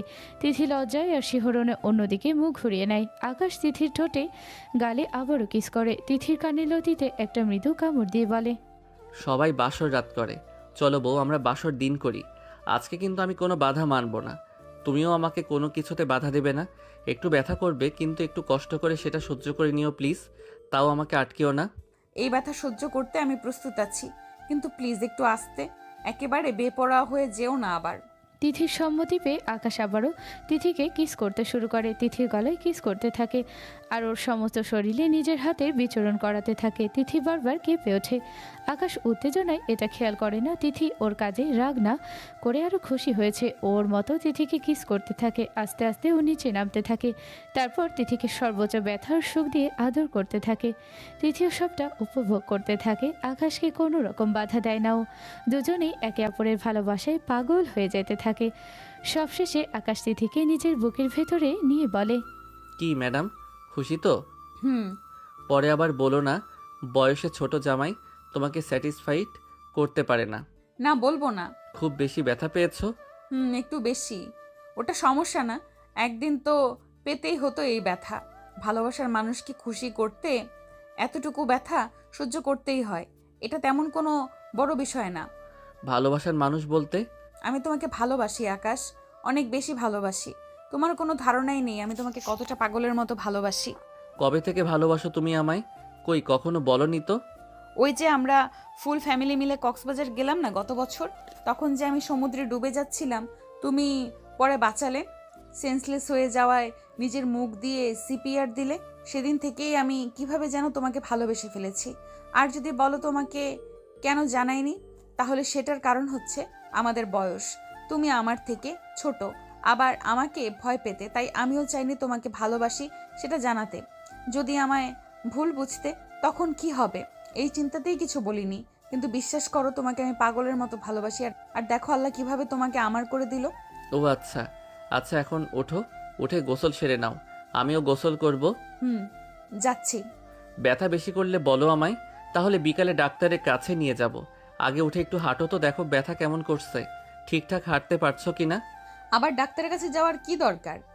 এইসব কি ডাক্তারকে বলা যায় নাকি? তোমার না আসলে কোনো জ্ঞান বুদ্ধি নেই। আচ্ছা ঠিক আছে, তোমার যেতে হবে না, আমি বরং ওষুধ এনে দেব। আগে ওঠো, দেখো ব্যথা কেমন কি। উঠছি। তিথি বিছানা থেকে উঠে দাঁড়ায়, কিন্তু হাঁটতে গিয়ে দেখে অতিরিক্ত ব্যথার জন্য ঠিকমতো হাঁটতে পারছে না। ও অসহায় মুখ করে আকাশের দিকে তাকায়। আকাশ জিজ্ঞেস করে, অনেক ব্যথা করছে। তিথি মাথা নাড়িয়ে সায় জানায়। আচ্ছা এখন গিয়ে গোসল করে আসো, বিকালে আমি ওষুধ এনে দিব। গোসল সেরে এসে একটা ঘুম দাও। আমি সবাইকে বলে দেব তোমাকে যেন কেউ ডিস্টার্ব না করে। সবাই কি ভাবে বলো তো? যার যা ভাবার ভাবুক। তিথির কথা না বাড়িয়ে গোসল করতে চলে যায়। একটু পরেই তিথি বের হলে আকাশ গোসল করতে যায়। তিথি দেখে টেবিলের উপর এক গ্লাস গরম দুধ রাখা, যেটায় সামান্য হলুদ মেশানো। পাশে একটা ছোট্ট চিরকুট রাখা, চিরকুটে লেখা পুরো দুধটা শেষ করবে। হলুদ মেশানো গরম দুধ খেয়ে দেখো অনেকটা আরাম পাবে। হাতে লেখাটা যে আকাশে, সেটা তিথি খুব ভালো মতোই বুঝতে পারে। ও মুচকি হেসে দুধটা খেয়ে নেয়। তারপর বিছানায় চোখ বুজে শুতেই ওর চোখে ঘুম চলে আসে। কখন যে ও ঘুমিয়ে পড়ে তাও নিজেও বুঝতে পারে না। আকাশ গোসল করে এসে তিথিকে ঘুম থেকে আর ডাকে না। রেডি হয়ে বেরিয়ে পড়ে ফার্মেসি থেকে তিথির জন্য ওষুধ আনতে। ঘুম ভাঙার পরে আকাশকে কোথাও দেখতে না পেয়ে তিথি ফ্রেশ হয়ে রুমের বাইরে আসে। ও বাইরে করিডোর দিয়ে হাঁটতে থাকে। আড়াল থেকে টিয়া ওকে দেখতে পায় আর নিজের মনে নিজে বিড়বিড়িয়ে বলে, সারাদিন কুম্ভকর্ণের মতো ঘুমিয়ে এখন আবার মহারানী সেজে গুজে হাঁটতে বেরিয়েছে। বেহায়া নির্লজ্জ মেয়ে কোথাকার, নিজের থেকে বয়সে ছোট্ট বাচ্চা একটা ছেলেকে বিয়ে করেছে। শরীরে মিনিমাম লাজ লজ্জা থাকলে এভাবে ড্যাং ড্যাং করে ঘুরে বেড়াতো না। আমার আর আকাশের বয়সের গ্যাপটা একদম পারফেক্ট। পাশাপাশি ও আমাদের কতটা মানায়, একদম মেড ফর ইচ আদার। সেখানে আকাশের থেকে বয়সে এত বড় একটা মেয়ে আমাদের মাঝে উড়ে এসে জুড়ে বসেছে। একে এমন শিক্ষা দেব না, বাপ বাপ বলে পালাবে এই বাড়ি থেকে। কিন্তু কি করা যায়? কথাটা ভাবতে ভাবতে টিয়ার মাথায় একটা বুদ্ধি আসে। ও পর্দার আড়ালে লুকিয়ে পড়ে। তিথি টিয়ার দিকে আসতে থাকে। তিথি যেহেতু আকাশকে খুঁজতে খুঁজতে আসছিল, তাই ও কিছুটা অন্য মানুষক থাকে। ও টিয়াকে খেয়াল করে না। তিথি টিয়ার একদম কাছাকাছি আসতেই টিয়া নিজের একটা পা সামনে এগিয়ে দেয়। আর অন্য মানুষক থাকার জন্য তিথি টিয়ার বাড়িয়ে দেওয়া পাটা খেয়ালও করে না। ও টিয়ার পায়ের সাথে বেঁধে পড়ে যেতে নেয়। ভয়ে ও চোখ বুজে নেয়, কিন্তু একটু পরে ও খেয়াল করে ও নিচে পড়ে যায়নি বা কোনো ব্যথাও পায়নি। কিন্তু ও হাওয়ায় ভাসছে আর কেউ একজন ওর কোমরে পেঁচিয়ে ধরে রেখেছে। ও আস্তে আস্তে করে পিট পিট করে চোখ মেলে তাকায়। ওকে আকাশ ধরে রেখেছিল। আকাশ এক হাতে তিথির কোমর জড়িয়ে ধরে ওকে পড়ে যাওয়া থেকে বাঁচায়। নিজের সামনে আকাশকে দেখে তিথি কিছুটা স্বস্তি পায়। ওর চোখ আকাশের চোখে পড়তেই ও খেয়াল করে আকাশ এক নজরে ওর দিকেই তাকিয়ে আছে। ওর চাহনিতে নেই কোনো চাহিদা, লালসা, যৌনতা। যেটা আছে সেটা হচ্ছে মুগ্ধতা আর ভালোবাসা। তিথিও কেন যেন আর চোখ ফেরাতে পারে না। ও নিজেও এক নজরে আকাশের চোখের দিকে তাকিয়ে থাকে। কিছু সময় পর আকাশ আর তিথি দুজনেই হুঁশ ফেরে। তিথি সোজা হয়ে দাঁড়ায়। আকাশ আর তিথিকে এমন অবস্থায় দেখে টিয়া হিংসায় জ্বলে পড়ে যেতে থাকে। ও খুব সাবধানে পর্দার আড়াল থেকে সরে যায়। আকাশকে দেখে তিথি বলে, তুমি কি কোথাও গিয়েছিলে? আমি আসলে ঘুম থেকে উঠে তোমাকে দেখতে না পেয়ে খুঁজতেছিলাম, কিন্তু হঠাৎ করে কি একটাই যেন হোঁচট খেলাম, বুঝতে পারিনি। তুমি না থাকলে আজকে আমার কোমরটাই শেষ হয়ে যেত। আমি একটু ফার্মেসিতে গেছিলাম তোমার জন্য ওষুধ আনতে। তুমি ঘুমিয়েছিলে তাই আর ডাকিনি। যাই হোক, এখন চলো কিছু খেয়ে ওষুধ খেয়ে নেবে। চলো। আকাশ নিজের রুমের দিকে যেতে থাকে, ওর পিছনে তিথিও যেতে থাকে। হঠাৎ করে তিথির মাথাটা কেমন যেন ঘুরিয়ে ওঠে। ও চোখের সামনে সবকিছু অন্ধকার দেখতে থাকে। মাথা ঘুরে পড়ে যেতেই নিবে, তখনই ওর পাশে একটা টেবিল ধরে নেয়, কিন্তু ওর হাতে ধাক্কা লেগে টেবিলের উপরে থাকা ফুলদানিটা নিচে পড়ে যায়।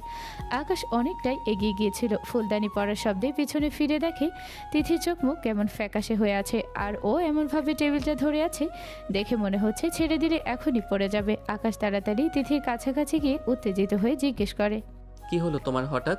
কোথায় সমস্যা হচ্ছে? শরীর খারাপ লাগছে? ডাক্তার ডাকবো? না না, ডাক্তার ডাকতে হবে না। আগে আমার হাতটা ধরে একটু রুম পর্যন্ত নিয়ে চলো, তারপর বলছি কি হয়েছে। আচ্ছা চলো। তিথি হাত ধরতে বলেও আকাশ ওকে সোজা কোলে তুলে নেয়। কোলে নিয়ে ঘর পর্যন্ত যায়, বিছানার কাছে গিয়ে ওকে নামিয়ে দেয়। তারপর জিজ্ঞেস করে, এবার বলো কি হয়েছে? মাথা ঘোরাচ্ছে, শরীর খারাপ লাগছে অনেক, ডাক্তারকে কল দেই? আরে তেমন কোনো বড় ব্যাপার না, তুমি এত টেনশন নিও না, ডাক্তার ডাকতে হবে না। কিন্তু তোমাকে দেখে তো সুস্থ লাগছে না, চোখ মুখ দেখেই বোঝা যাচ্ছে তুমি ঠিক নেই। আচ্ছা করার জন্য সমস্যা হচ্ছে নাকি তোমার?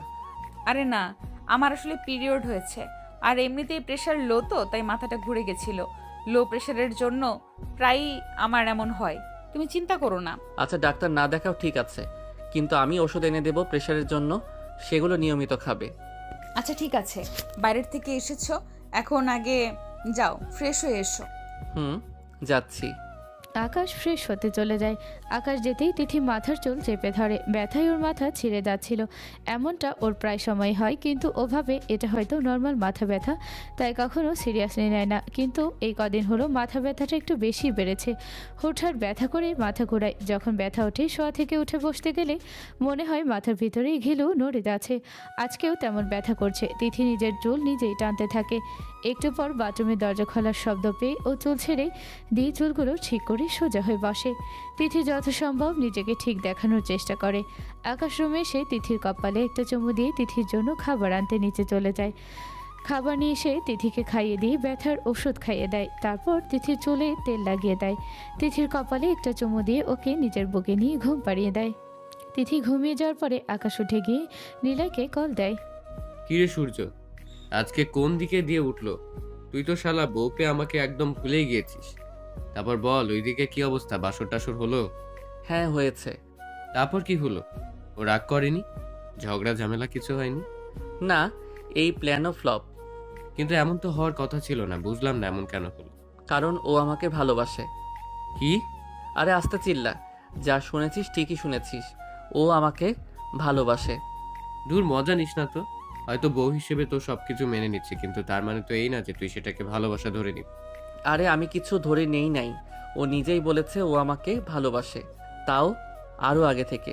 ওই যে আমরা ফুল ফ্যামিলি মিলে কক্সবাজার গেলাম, সেইবারও সমুদ্রে পড়ে গেছিল, আর ও সাঁতার জানতো না, তখন আমি ওকে বাঁচিয়েছিলাম, কিন্তু ও অনেকটা পানি খেয়ে ফেলেছিল, ওর জ্ঞান ফিরছিল না, তখন আমি ওকে সিপিআর দিয়েছিলাম, তারপর ওর জ্ঞান ফিরেছিল, তখন থেকে নাকি ও আমাকে ভালোবাসে।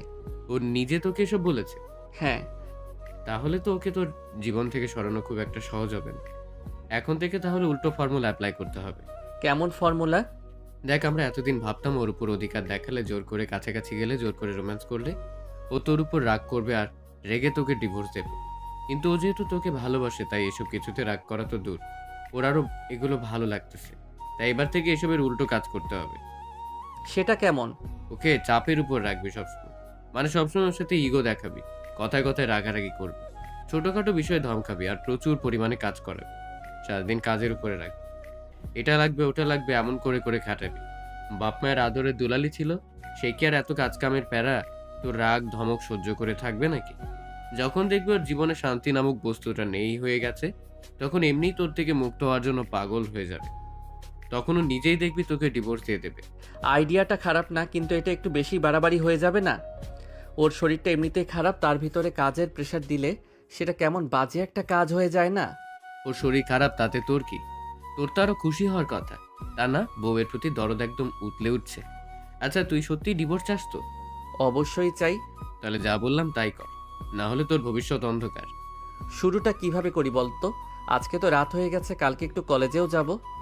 এক কাজ কর, কাল সকালে ঘুম থেকে উঠে সোজা বাজারে যা, গিয়ে সবচেয়ে ছোট যে পুঁটি মাছ পাবি সেটা 2 কেজি কিনে নিয়ে আয়। আর মিষ্টি মিষ্টি কথা বলে সেটা তিথিকে ধরিয়ে দে কাটার জন্য। বল কেটে তোকে রান্না করে দিতে, অন্য কাউকে হাত দিতে দিবে না। 2 কেজি মাছ কাটতে গেলেও শিক্ষা হয়ে যাবে। ভালোবাসা তখন জানালা দিয়ে পালাবে, আর ও বলবে ছেড়ে দেবা, কাইন্দে বাঁচি। এত মাছ একসাথে, তাও আবার পুঁটি মাছ! এত মাছ ও কাটবে কিভাবে? আরে সেটা তো তোর বা আমার দেখার বিষয় না। আমরা তো এটা করব যাতে করে ও অতিষ্ঠ হয়ে তোকে ছেড়ে দেয়। এখন যা ঘুমা, আমার মাথা খাস না, আর যা বললাম তাই কর। নিলয় কলটা কেটে দেয়। আকাশ রুমে এসে তিথির বিছানার পাশে এসে একবার তিথির দিকে তাকায়। তিথির মুখটা কেমন যেন ফ্যাকাশে হয়ে আছে। আকাশে নিলয়ের বলা পুঁটি মাছের প্ল্যানের কথা মনে পড়ে। এমনিতে তিথি থেকে ডিভোর্স চাইলেও নিজের অজান্তে কখন যে আকাশ তিথিকে ভালোবেসে ফেলেছে ও নিজেও জানে না। ও তিথিকে ভালো তো ঠিকই বাসে, কিন্তু এখনও সেটা বুঝতে পারেনি। মনে মনে মাছের প্ল্যানের কথা মনে করে আকাশের খারাপ লাগতে থাকে। তারপরেও ও সেটাকে পাত্তা দেয় না। ও গিয়ে তিথির অন্য পাশে শুয়ে পড়ে। সকালে ঘুম থেকে উঠে আকাশ বাজারে চলে যায়। একদম ছোট বাচ্চা সাইজের পুঁটি মাছ দেখতে পায়ও, কিন্তু 2 কেজি কেনার বদলে 1 কেজি মাছ কিনে নিয়ে আসে। আকাশের বাবা মা ওর দাদিদের সাথে একটু গ্রামে গেছে। বাড়িতে লোক বলতে শুধু আকাশ, তিথি, মামি আর টিয়া আর 2 জন কাজের লোক আছে। আকাশ এসেই তিথিকে ডাকতে থাকে। প্রচণ্ড মাথা আর পেটে ব্যথার জন্য তিথি বিছানা থেকে নামতে পারছিল না। তাও অনেক কষ্টে নিজেকে নর্মাল করে তিথি নিচে নামে। সকাল সকাল এমন ডাকাডাকি কেন? কিছু হয়েছে? হয়নি, এবার হবে। কি হবে? এই দেখো, আজকে হাঁটতে বেরিয়ে তাজা পুঁটি মাছ পেয়েছি। তুমি তো জানো আমি পুঁটি মাছ খেতে কত পছন্দ করি। যদিও মায়ের হাতের পুঁটি মাছ ভাজি বেস্ট, কিন্তু মা তো নেই। তাই আমি চাই তুমি নিজের হাতে আমাকে পুঁটি মাছ ভেজে খাওয়াও। আচ্ছা, খাওয়াবো। এখন মাছগুলো ফুলির মাকে দাও, উনি কেটে ধুয়ে রাখো। আবার ফুলির মাকে কেন দেব? আমি চাই না এতে আর কারো হাতের ছোঁয়া লাগুক। তুমি সব করে মাছটা ভেজে খাওয়াও। আর কারো হাতের ছোঁয়া লাগলে তোমার হাতের ছোঁয়াটা যে পাবো না। আচ্ছা ঠিক আছে, রাখো। আমি অল্প করে তোমাকে কয়টা ভেজে দেব। অল্প আবার কি? আমি তো অল্পই কিনে এনেছি। এই তাও আমার কম হয়ে যাবে। এখানে কতটুকু মাছ আছে? মাত্র 1 কেজি। পুঁটি মাছ, তাও আবার 1 কেজি? এটা মাত্র? তা নয় তো কি। আচ্ছা ঠিক আছে, তুমি মাছটা রান্নাঘরে রেখে এসো, আমি পুরোটাই রান্না করব। দেখে সবটা কিন্তু নিজে করবে, এতে যেন আর কারো হাতের ছোঁয়া না থাকে, শুধু আমার বউয়ের হাতের ছোঁয়া থাকে যেন। আমি এখন কলেজে যাব, কলেজ থেকে এসে খাবো। আচ্ছা যাও। আকাশ রান্নাঘরে মাছ রেখে উপরে গিয়ে নিজের ব্যাগ নিয়ে এসে কলেজে চলে যায়। তিথি রান্নাঘরে গিয়ে এত ছোট মাছ দেখে হতাশ হয়। এমনিতেই শরীর ভালো না, তার উপর এত ছোট ছোট 1 কেজি মাছ। ওর মনে হয় আকাশ ভালোবেসে ওর কাছে একটু মাছ ভাজা খেতে চেয়েছে, সেটা না করে দিলে আকাশের খারাপ লাগবে। তাই ও নিজের অসুস্থতাকে পাশে রেখে মাছ কাটতে বসে পড়ে। প্রায় 2.5 ঘন্টা লেগে যায় ওর মাছ কাটতে। মাছ কাটা শেষে ও মাছগুলো সব ভাজি করে, তারপর রুমে গিয়ে গোসল সেরে রেডি হয়ে নেয়। কয়েকদিন আগে ওর মাথা ব্যথার জন্য ডাক্তার দেখিয়েছিল, তখন ডাক্তার কিছু টেস্ট করতে দেয়। টেস্টগুলো সেদিন করলেও রিপোর্ট আজকে পাবে, সেগুলো নিয়ে ডাক্তার দেখাতে যাবে ও। তাই রেডি হয়ে বেরিয়ে পড়ে। ও রিপোর্টগুলো নিয়ে ও ডাক্তারের চেম্বারে যায়। ডাক্তার গম্ভীর মুখে সবগুলো রিপোর্ট দেখে, তারপর তিথিকে বলে, মিসেস তিথি, আমি যেমনটা ধারণা করেছিলাম সেটাই হয়েছে। এত কম বয়সে যে আপনি কিভাবে এমন একটা রোগ বাঁধালেন আমি ভাবতেই খারাপ লাগছে আমার। কি হয়েছে ডাক্তার? কিছু সিরিয়াস কিছু? সিরিয়াস মানে অতিরিক্ত সিরিয়াস। আপনার ব্রেন টিউমার হয়েছে, আর টিউমারটা অতিরিক্ত বড় হয়ে গেছে। এখন আর কোনো মেডিসিনে এটা কমানো, বলতে গেলে জীবন মৃত্যু একদম লাস্ট স্টেজে আছেন আপনি। আপনার হাতে আর বড়জোর 2 মাস সময় আছে। হ্যাঁ, একটা উপায় আছে, যদি ভালো কোনো সার্জেন্টকে দিয়ে সার্জারি করাতে পারেন তাহলে হয়তো বেঁচে যাবেন। তবে আপনার যেই কন্ডিশন তাতে সার্জারি সাকসেসফুল হওয়ার চান্স মাত্র 20%। আপনার মতো কন্ডিশনে যারা আজ পর্যন্ত সার্জারি করিয়েছে তাদের ভিতরে হাজারে 1 জনকে বাঁচানো গেছে, বাকিরা অপারেশন থিয়েটারে মারা গেছে। আপনি অনেক বেশি লেট করে ফেলেছেন, আরও আগে ব্যাপারটাকে গুরুত্ব দেওয়া উচিত ছিল। এখন ডিসিশন আপনার, আপনি মাত্র 2 মাস বাঁচবেন নাকি সার্জারি করে একটা রিস্ক নিয়ে দেখবেন। ডাক্তারের কথা শুনে তিথি একেবারে থ হয়ে যায়। ও এতদিন ভেবেছিল হয়তো এমনি মাথা ব্যথা করে, কিন্তু ব্যাপারটা যে এমন হবে কখনো কল্পনা করেনি। ও যেন নিজের কানকে বিশ্বাস করতে পারছে না, এত বড় একটা মরণ রোগ ওর শরীরে বাসা বেঁধেছিল। ও বুঝতেও পারেনি কি করবে, কিছু বুঝতে পারে না তিথি। ও রোবটের মতো বসে থাকে শুধু। দেখুন, আমি বুঝতে পারছি আপনি এই মুহূর্তে ঠিক নেই, কিন্তু আমার হাতেও কিছু নেই। আপনি একটু বেশি দেরি করে ফেলেছেন। এখন আমি আপনাকে কিছু মেডিসিন লিখে দিচ্ছি। যখন মাথা ব্যথা করবে মেডিসিনগুলো খাবেন। আর আপনি ভেবে দেখুন সার্জারি করাবেন কি না। ততদিন না হয় মেডিসিন খেয়ে ব্যথা কমিয়ে রাখবেন, তবে যেটাই করাবেন দ্রুত। সার্জারি করার ইচ্ছা থাকলে সেটাও দ্রুত করতে হবে, কারণ বেশি সময় নেই। 2 মাসের ভিতরে তখন যে কোনো কিছু হয়ে যেতে পারে, তাই একটু দ্রুত সিদ্ধান্ত নেবেন। ডাক্তারের চেম্বার থেকে বেরিয়ে তিথি সোজা বাসায় চলে আসে। বাসায় এসে গোসল করতে যায়। প্রায় 1 ঘন্টা ও ঝর্ণার নিচে বসে ভিজতে থাকে আর কান্না করতে থাকে। আকাশ বাসায় এসে তিথিকে রুমে না পেয়ে বাথরুমের দরজা অনেক সময় ধরে ধাক্কা দিতে থাকে। প্রায় 5 মিনিট পরে তিথি দরজা খুলে দেয়। ও নিজেকে যথেষ্ট স্বাভাবিক দেখানোর চেষ্টা করে, কিন্তু অনেক সময় ভেজার কারণে ওর চেহারা ফ্যাকাশে হয়ে থাকে। চোখ আর নাক লাল হয়ে গেছে। ওকে এভাবে দেখে আকাশের কিছুটা খটকা লাগে। ও তিথির 2 বাহু ধরে জিজ্ঞেস করে, তুমি ঠিক আছো? তোমার চোখ মুখের এমন অবস্থা কেন? তুমি কি কান্না করছিলে এত সময়? কই না তো, আসলে পিরিয়ড হলে আমি একটু সময় নিয়ে গোসল করি তো, অনেক টাইম পানিতে ভেজার কারণে এমন দেখা যাচ্ছে। এত সময় দরজা ধাক্কা দিচ্ছিলাম, কোনো সাড়া দিলে না কেন? জানো আমি কতটা টেনশন করছিলাম। আর একটু হলে আমি দরজা ভাঙতাম। পানির শব্দের জন্য শুনতে পাইনি। আর একটা প্রশ্নের উত্তর দাও তো। আমি তো আগের দিন তোমাকে বললাম আমি তোমাকে ভালোবাসি। তুমি কি আমাকে ভালোবাসো? আকাশ কি উত্তর দিবে বুঝতে পারে না। অনেক সময় চুপ থেকে বলে ওঠে, হ্যাঁ, আমিও তোমাকে ভালোবাসি। আকাশের মুখে ভালোবাসার কথা শুনে তিথি ওকে জড়িয়ে ধরে বলে, যদি আমি এখন হুট করে মারা যাই, তুমি কি খুব বেশি কষ্ট পাবে? তিথির মুখে মৃত্যুর কথা শুনে আকাশের বুকের ভেতরে কেমন মোচড় দিয়ে ওঠে। ও কল্পনা করে তিথি আর নেই। এমনটা কল্পনা করতে গিয়ে ওর খুব কষ্ট হতে থাকে। এই প্রথমবারের মতো ও বুঝতে পারে ও নিজেও তিথিকে ভালোবেসে ফেলেছে। তাই তিথির মুখে মৃত্যুর কথা শুনে ওর কষ্ট হচ্ছে। ও তিথিকে আরো শক্ত করে জড়িয়ে ধরে বলে, এসব কেমন কথা? হ্যাঁ, কিছু হবে না তোমার, আমি হতে দেব না। সব সময় এমন বুকে আগলে রাখবো। তোমার কিছু হলে আমি কি নিয়ে বাঁচবো? এত অল্প বয়সে আমাকে বিধবা বানানোর শখ কেন জাগছে তোমার? ছেলেরা বিধবা হয় না বোকা। ছেলেদের বউ মরলে তাকে বিপত্নিক বলে। ও সেই হলো, সেই হলো। এরপরে কখনো যেন তোমার মুখে এমন কথা না শুনি, বুঝলে? আমরা একসাথে বাঁচবো, একসাথেই মরবো। আকাশের কথা শুনেই তিথি ইমোশনাল হয়ে যায়। ও আকাশের দিকে মায়া ভরা দৃষ্টিতে তাকিয়ে থাকে। ওর প্রতি আকাশের ভালোবাসা দেখে ওর যতটা না ভালো লাগে। 2 মাসের ভিতরে ও আকাশকে একা ফেলে মারা যাবে এটা মনে করে ওর তার চেয়ে 1000 গুণ কষ্ট হতে থাকে। ও অনেক চেষ্টা করে নিজেকে সামলানোর, কিন্তু পারে না। ভিতর থেকে ও ভেঙে চুরে শেষ হয়ে যেতে থাকে। নিজের চোখের পানি কন্ট্রোল করতে পারে না ও। আকাশকে জড়িয়ে ধরে ফুপিয়ে কান্না করে দেয়। তিথিকে হঠাৎ করে কান্না করতে দেখে আকাশ কিছু বুঝে উঠতে পারে না কি হয়েছে তিথির। ও তিথিকে নিজের সামনে এনে বলে, কি হয়েছে তোমার? আবারও শরীর খারাপ লাগছে? কান্না করছো কেন? আমার কোনো কথায় কষ্ট পেয়েছো? যদি এমন কিছু হয়ে থাকে তাহলে সরি। প্লিজ তুমি কান্না করো না, কান্না বন্ধ করো প্লিজ। সরি বললাম তো। কি হয়েছে বলো না। আরে কিছু হয়নি। তাহলে কান্না করছো কেন? আরে পাগল, তোমার মুখে ভালোবাসার কথা শুনে আমি একটু ইমোশনাল হয়ে গেছিলাম, তাই কান্না চলে এসেছে। তুমি আমাকে এতটা ভালোবাসবে, কখনো যে ভালোবাসবে এটা আমি ভাবতেও পারিনি। আমাকে এত ভালোবাসার জন্য তোমাকে অনেক অনেক ধন্যবাদ। ধুর পাগলি, এতে আবার থ্যাংক ইউর কি আছে? তুমিও তো আমাকে অনেক ভালোবাসো। আচ্ছা চলো এখন খেতে চলো, আমার অনেক খিদা লেগেছে। আচ্ছা তুমি যাও, গিয়ে গোসল করে এসো, আমি গিয়ে খাবার বাড়ছি। আচ্ছা। আকাশ গোসল করতে গেলে তিথি আরও কিছু সময় কান্না করে। তারপর চোখ মুছে নিজেকে স্বাভাবিক করে নিচে গিয়ে আকাশের জন্য খাবার বেড়ে বসে থাকে। আকাশ গোসল থেকে বেরিয়ে নিচে যাবে তখন নিলয় এর কল আসে। হ্যাঁ বলো। তো উকিলের সাথে কথা বলবি কবে? ডিভোর্সের ব্যাপারে আগে থেকে কথা বলে রাখা ভালো। আমি আর এখন ডিভোর্স চাই না। কিন্তু কেন?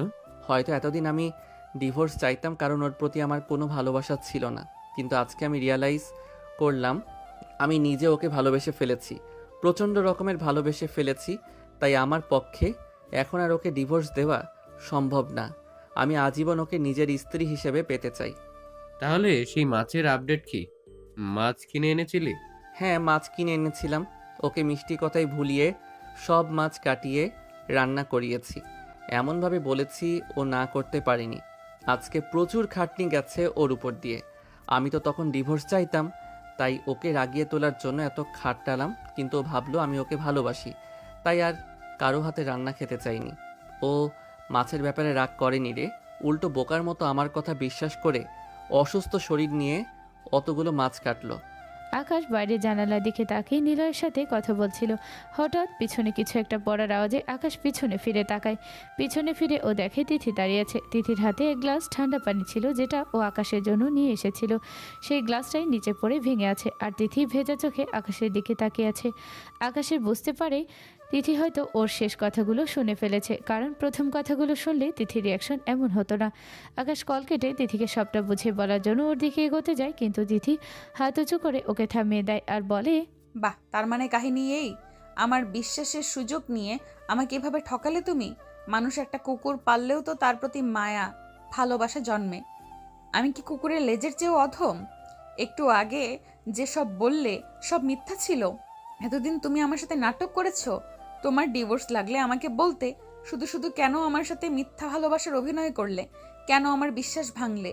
আমার কি দোষ ছিল বলো তো? তোমাকে ভালোবাসাই কি আমার অপরাধ ছিল? তার শাস্তি এইভাবে দিলে আমায়? আর আমি কত বোকা দেখো, তোমার করা অভিনয়গুলোকে এতদিন সত্যি ভেবে এসেছি। তিথি, আমার কথাটা একবার শোনো। তোমার বুঝতে ভুল হয়েছে। আমি সত্যি তোমাকে ভালোবাসি। তুমি আমাদের পুরো কথাটা শোনোনি। আমাকে একটু সবটা ক্লিয়ার করতে দাও। ব্যাস, আর একটাও কথা শুনতে চাই না আমি। আর কিছু ক্লিয়ার করার দরকার নেই তোমার। আমার যতটুকু জানার, যতটুকু বোঝার আমি বুঝে গেছি। তোমার আর আমাকে বুঝতে বা বোঝাতে হবে না। ভয় পাচ্ছ তাই না? আমি যদি খালামণি বা খালুকে সবটা বলে দিই তাহলে তারা তোমাকে ছাড়বে না, সেই জন্য এই কারণেই তো এত নাটক করলে, যাতে তোমার আমাকে ডিভোর্স দিতে না হয়। উল্টো আমি নিজেই তোমাকে স্বেচ্ছায় ডিভোর্স দিয়ে দিই। এই জন্য এত নাটক, এত প্ল্যানিং। ঠিক আছে, তোমার মনের ইচ্ছাই পূরণ হবে এবার। তোমাকে আমি নিজে থেকে মুক্তি দেব, ভয় পেও না। আমি খালামণি বা খালুকে এসব কিছু বলবো না। তুমি রিল্যাক্সে থাকতে পারো। তোমার ভালোবাসা মিথ্যা হতে পারে, কিন্তু আমারটা তো মিথ্যা না, তাই তোমাকে কোনো বিপদে ফেলবো না, চিন্তা করো না। আমি এখন আর ডিভোর্স চাই না। কেন, আমাকে নিয়ে আরো কোনো প্ল্যান বাকি আছে নাকি? কারণ আমি সত্যি তোমাকে ভালোবাসি। প্লিজ এবার অন্তত তোমার নাটক বন্ধ করো। আমি জানি না কেন এখন আবার নতুন নাটক শুরু করেছো, কিন্তু আমি আর তোমাকে বিশ্বাস করি না। আমি আজকেই উকিলের সাথে কথা বলবো, যাতে করে যতটা দ্রুত সম্ভব আমাদের ডিভোর্স হয়ে যায়। কথাটা বলে তিথি চলে যায়। ওর চোখ দিয়ে পানি ঝরতে থাকে। আকাশ চুপ করে সেখানে দাঁড়িয়ে থাকে। ওর চোখ দিয়ে পানি ঝরতে থাকে। ও কি করবে বুঝতেও পারে না কিছু। কিভাবে তিথিকে সবটা বুঝিয়ে বলবে তাও বুঝতে পারে না। নিজের উপরে ও নিজের রাগ হতে থাকে। ও ড্রয়িং টেবিলের সব জিনিস একটানে ফেলে দেয়। ওয়ার্ড্রোব খুলে সেখানে সব কিছু এলোমেলো করতে থাকে। ড্রেসিং টেবিলের কাছে ঘষে মেরে সেটা ভেঙে ফেলে। ওর হাতটা অনেক কেটে যায়। সেখান থেকে চুয়ে চুয়ে রক্ত পড়তে থাকে। আকাশ কান্না করতে করতে ফ্লোরে বসে পড়ে। একটু পর ও নজর যায় একটা খামের দিকে। ও খামটা হাতে নিয়ে দেখে এটা তিথির ডাক্তার দেখানোর প্রেসক্রিপশন। আকাশ খামটা খুলে ভেতরে সব কিছু পড়ে। ও নিজেও ডাক্তারি নিয়ে পড়াশোনা করেছে, তাই ভিতরে লেখা সবটাই ও বুঝতে পারে। সব কিছু পড়ে ওর মাথায় যেন আকাশ ভেঙে পড়ে। ও একেবারে থ হয়ে যায়। ভাঙচুরের আওয়াজে তিথি দৌড়ে গিয়ে ঘরে গিয়ে দেখে আকাশ ফ্লোরে বসে আছে, আর পুরো ঘর এলোমেলো। আকাশের হাত থেকে রক্ত ঝরছে। আকাশের হাতে তিথির ডাক্তার দেখানো প্রেসক্রিপশনগুলো দেখে তিথি থমকে যায়। ও চায়নি আকাশ ও রোগীর ব্যাপারটা জানো। ও গিয়ে আকাশের পাশে বসে। আকাশ তিথিকে নিজের পাশে দেখে জড়িয়ে ধরে। কান্না করতে করতে বলে, আমি সত্যি তোমাকে ভালোবাসি। বিশ্বাস করো আমার কথা প্লিজ। তুমি শুধু আমাদের শেষের কথাগুলো শুনেছ, কিন্তু প্রথম কথাগুলো শোনোনি। প্রথম কথাগুলো শুনলে তুমি আমাকে ভুল বুঝতে না। হ্যাঁ, এটা সত্যি, আমি তোমাকে ভালোবাসতাম না। চাইতাম যে কোনোভাবে তুমি যেন নিজে থেকে আমাকে ডিভোর্স দাও। কিন্তু বিশ্বাস করো, তারপর তোমার সাথে সময় কাটাতে কাটাতে কিভাবে যেন আমি তোমাকে ভালোবেসে ফেলেছি, আমি নিজেও বুঝতে পারিনি। আজকে যখন তুমি মারা যাওয়ার কথা বললে, তখন আমি বুঝতে পেরেছি আমি নিজের অজান্তেই তোমাকে কতটা ভালোবেসে ফেলেছি। আমি জানি, আমি সবটাই শুনেছি। তাহলে তুমি কেন ডিভোর্সের কথা তুললে? তুমি তো জানো আমি তোমাকে ভালোবাসি। উত্তরটা তোমার হাতেই আছে। তুমি তো দেখতেই পাচ্ছ আমার ফিজিক্যাল কন্ডিশন কেমন। আমার হাতে আর সর্বোচ্চ 2 মাস সময় আছে। তার ভেতরে যখন তখন যে কোনো সময় যে কোনো কিছু হয়ে যেতে পারে। আমি মারা গেলে তুমি অনেক কষ্ট পাবে। আমার এই অনিশ্চয়তার জীবনে তোমাকে জড়িয়ে রেখে আমার প্রতি তোমার টান মায়া আর বাড়াতে চাইনি। আমি ভেবেছিলাম ওই ব্যাপারটাকে কারণ বানিয়ে তোমাকে ডিভোর্স দিয়ে অনেক দূরে চলে যাব, যাতে করে আমি মারা যাওয়ার পরও তুমি কোনো খোঁজ না পাও আর কষ্ট না পাও। আমার এই রোগের কথা আমি তোমাকে জানাতে চাইনি। যত বেশি আমরা একসাথে থাকবো তত বেশি তুমি আমার প্রতি আসক্ত হয়ে যাবে। তাই এই বিষয়টাকে কাজে লাগিয়ে তোমাকে সাময়িক কষ্ট দিয়ে আমি দূরে কোথাও চলে যেতে চেয়েছিলাম। কিছু হবে না তোমার, আমি কিছু হতে দেব না। আমি তোমাকে সবচেয়ে বেস্ট ডাক্তারের কাছে সার্জারি করাবো। তোমার অপারেশনের পরে আবার তুমি সুস্থ হয়ে যাবে। আমার মনে হয় না আমি বাঁচবো। শুধু শুধু অপারেশন করে রিস্ক নিয়ে লাভ নেই। তার চেয়ে এইভাবে যতদিন বাঁচি একসাথে না হয় বাঁচলাম।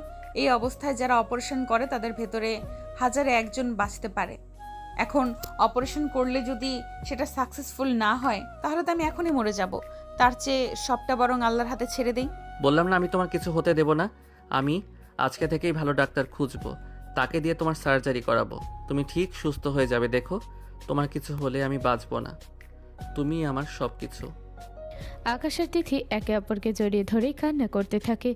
দুজনের মনে একটাই ভয় কাজ করতে থাকে, যদি অপারেশন সাকসেস না হয় আর তিথির কিছু একটা হয়ে যায় তখন কি হবে। আকাশ খুঁজে খুঁজে বাংলাদেশের সবচেয়ে ভালো ডাক্তারের সন্ধান পায়, যার সাথে কথা বলে অপারেশনের ডেট ফিক্সড করে। আর মাত্র 3 দিন পরে তিথির অপারেশন হবে। এই কয়দিনে আকাশ তিথির অনেক খেয়াল রেখেছে। বাসার সবাই এখন তিথির রোগের ব্যাপারে জানে। আকাশের মা বাবা দুজনেই তিথির অনেক খেয়াল রাখে। আকাশের মা নামাজের মোনাজাতে কান্না করে আর চায় তিথি যেন সুস্থ হয়ে যায়। তিথির রোগের কথা জানার পরে টিয়া আর ওর মাও ভালো হয়ে গেছে। ওরাও তিথির অনেক খেয়াল রাখে। তিথির প্রতি আকাশের ভালোবাসা দেখে টিয়া বুঝে গেছে আকাশ আর কখনো ওর হবে না। ও ব্যাপারটা স্বাভাবিকভাবেই গ্রহণ করে নিয়েছে। দেখতে দেখতে তিথির অপারেশনের দিন চলে আসে। পরিবারের সবার দোয়ায় আর আল্লাহর রহমতে শেষমেশ তিথির অপারেশন সাকসেস হয়। ওর ব্রেন টিউমার রিমুভ করানো হয়। তারপর আস্তে আস্তে তিথিও সম্পূর্ণ সুস্থ হয়ে ওঠে। আকাশ আর তিথি খুব হাসি খুশিভাবে নিজেদের সংসার সামলাতে থাকে। সমাপ্ত।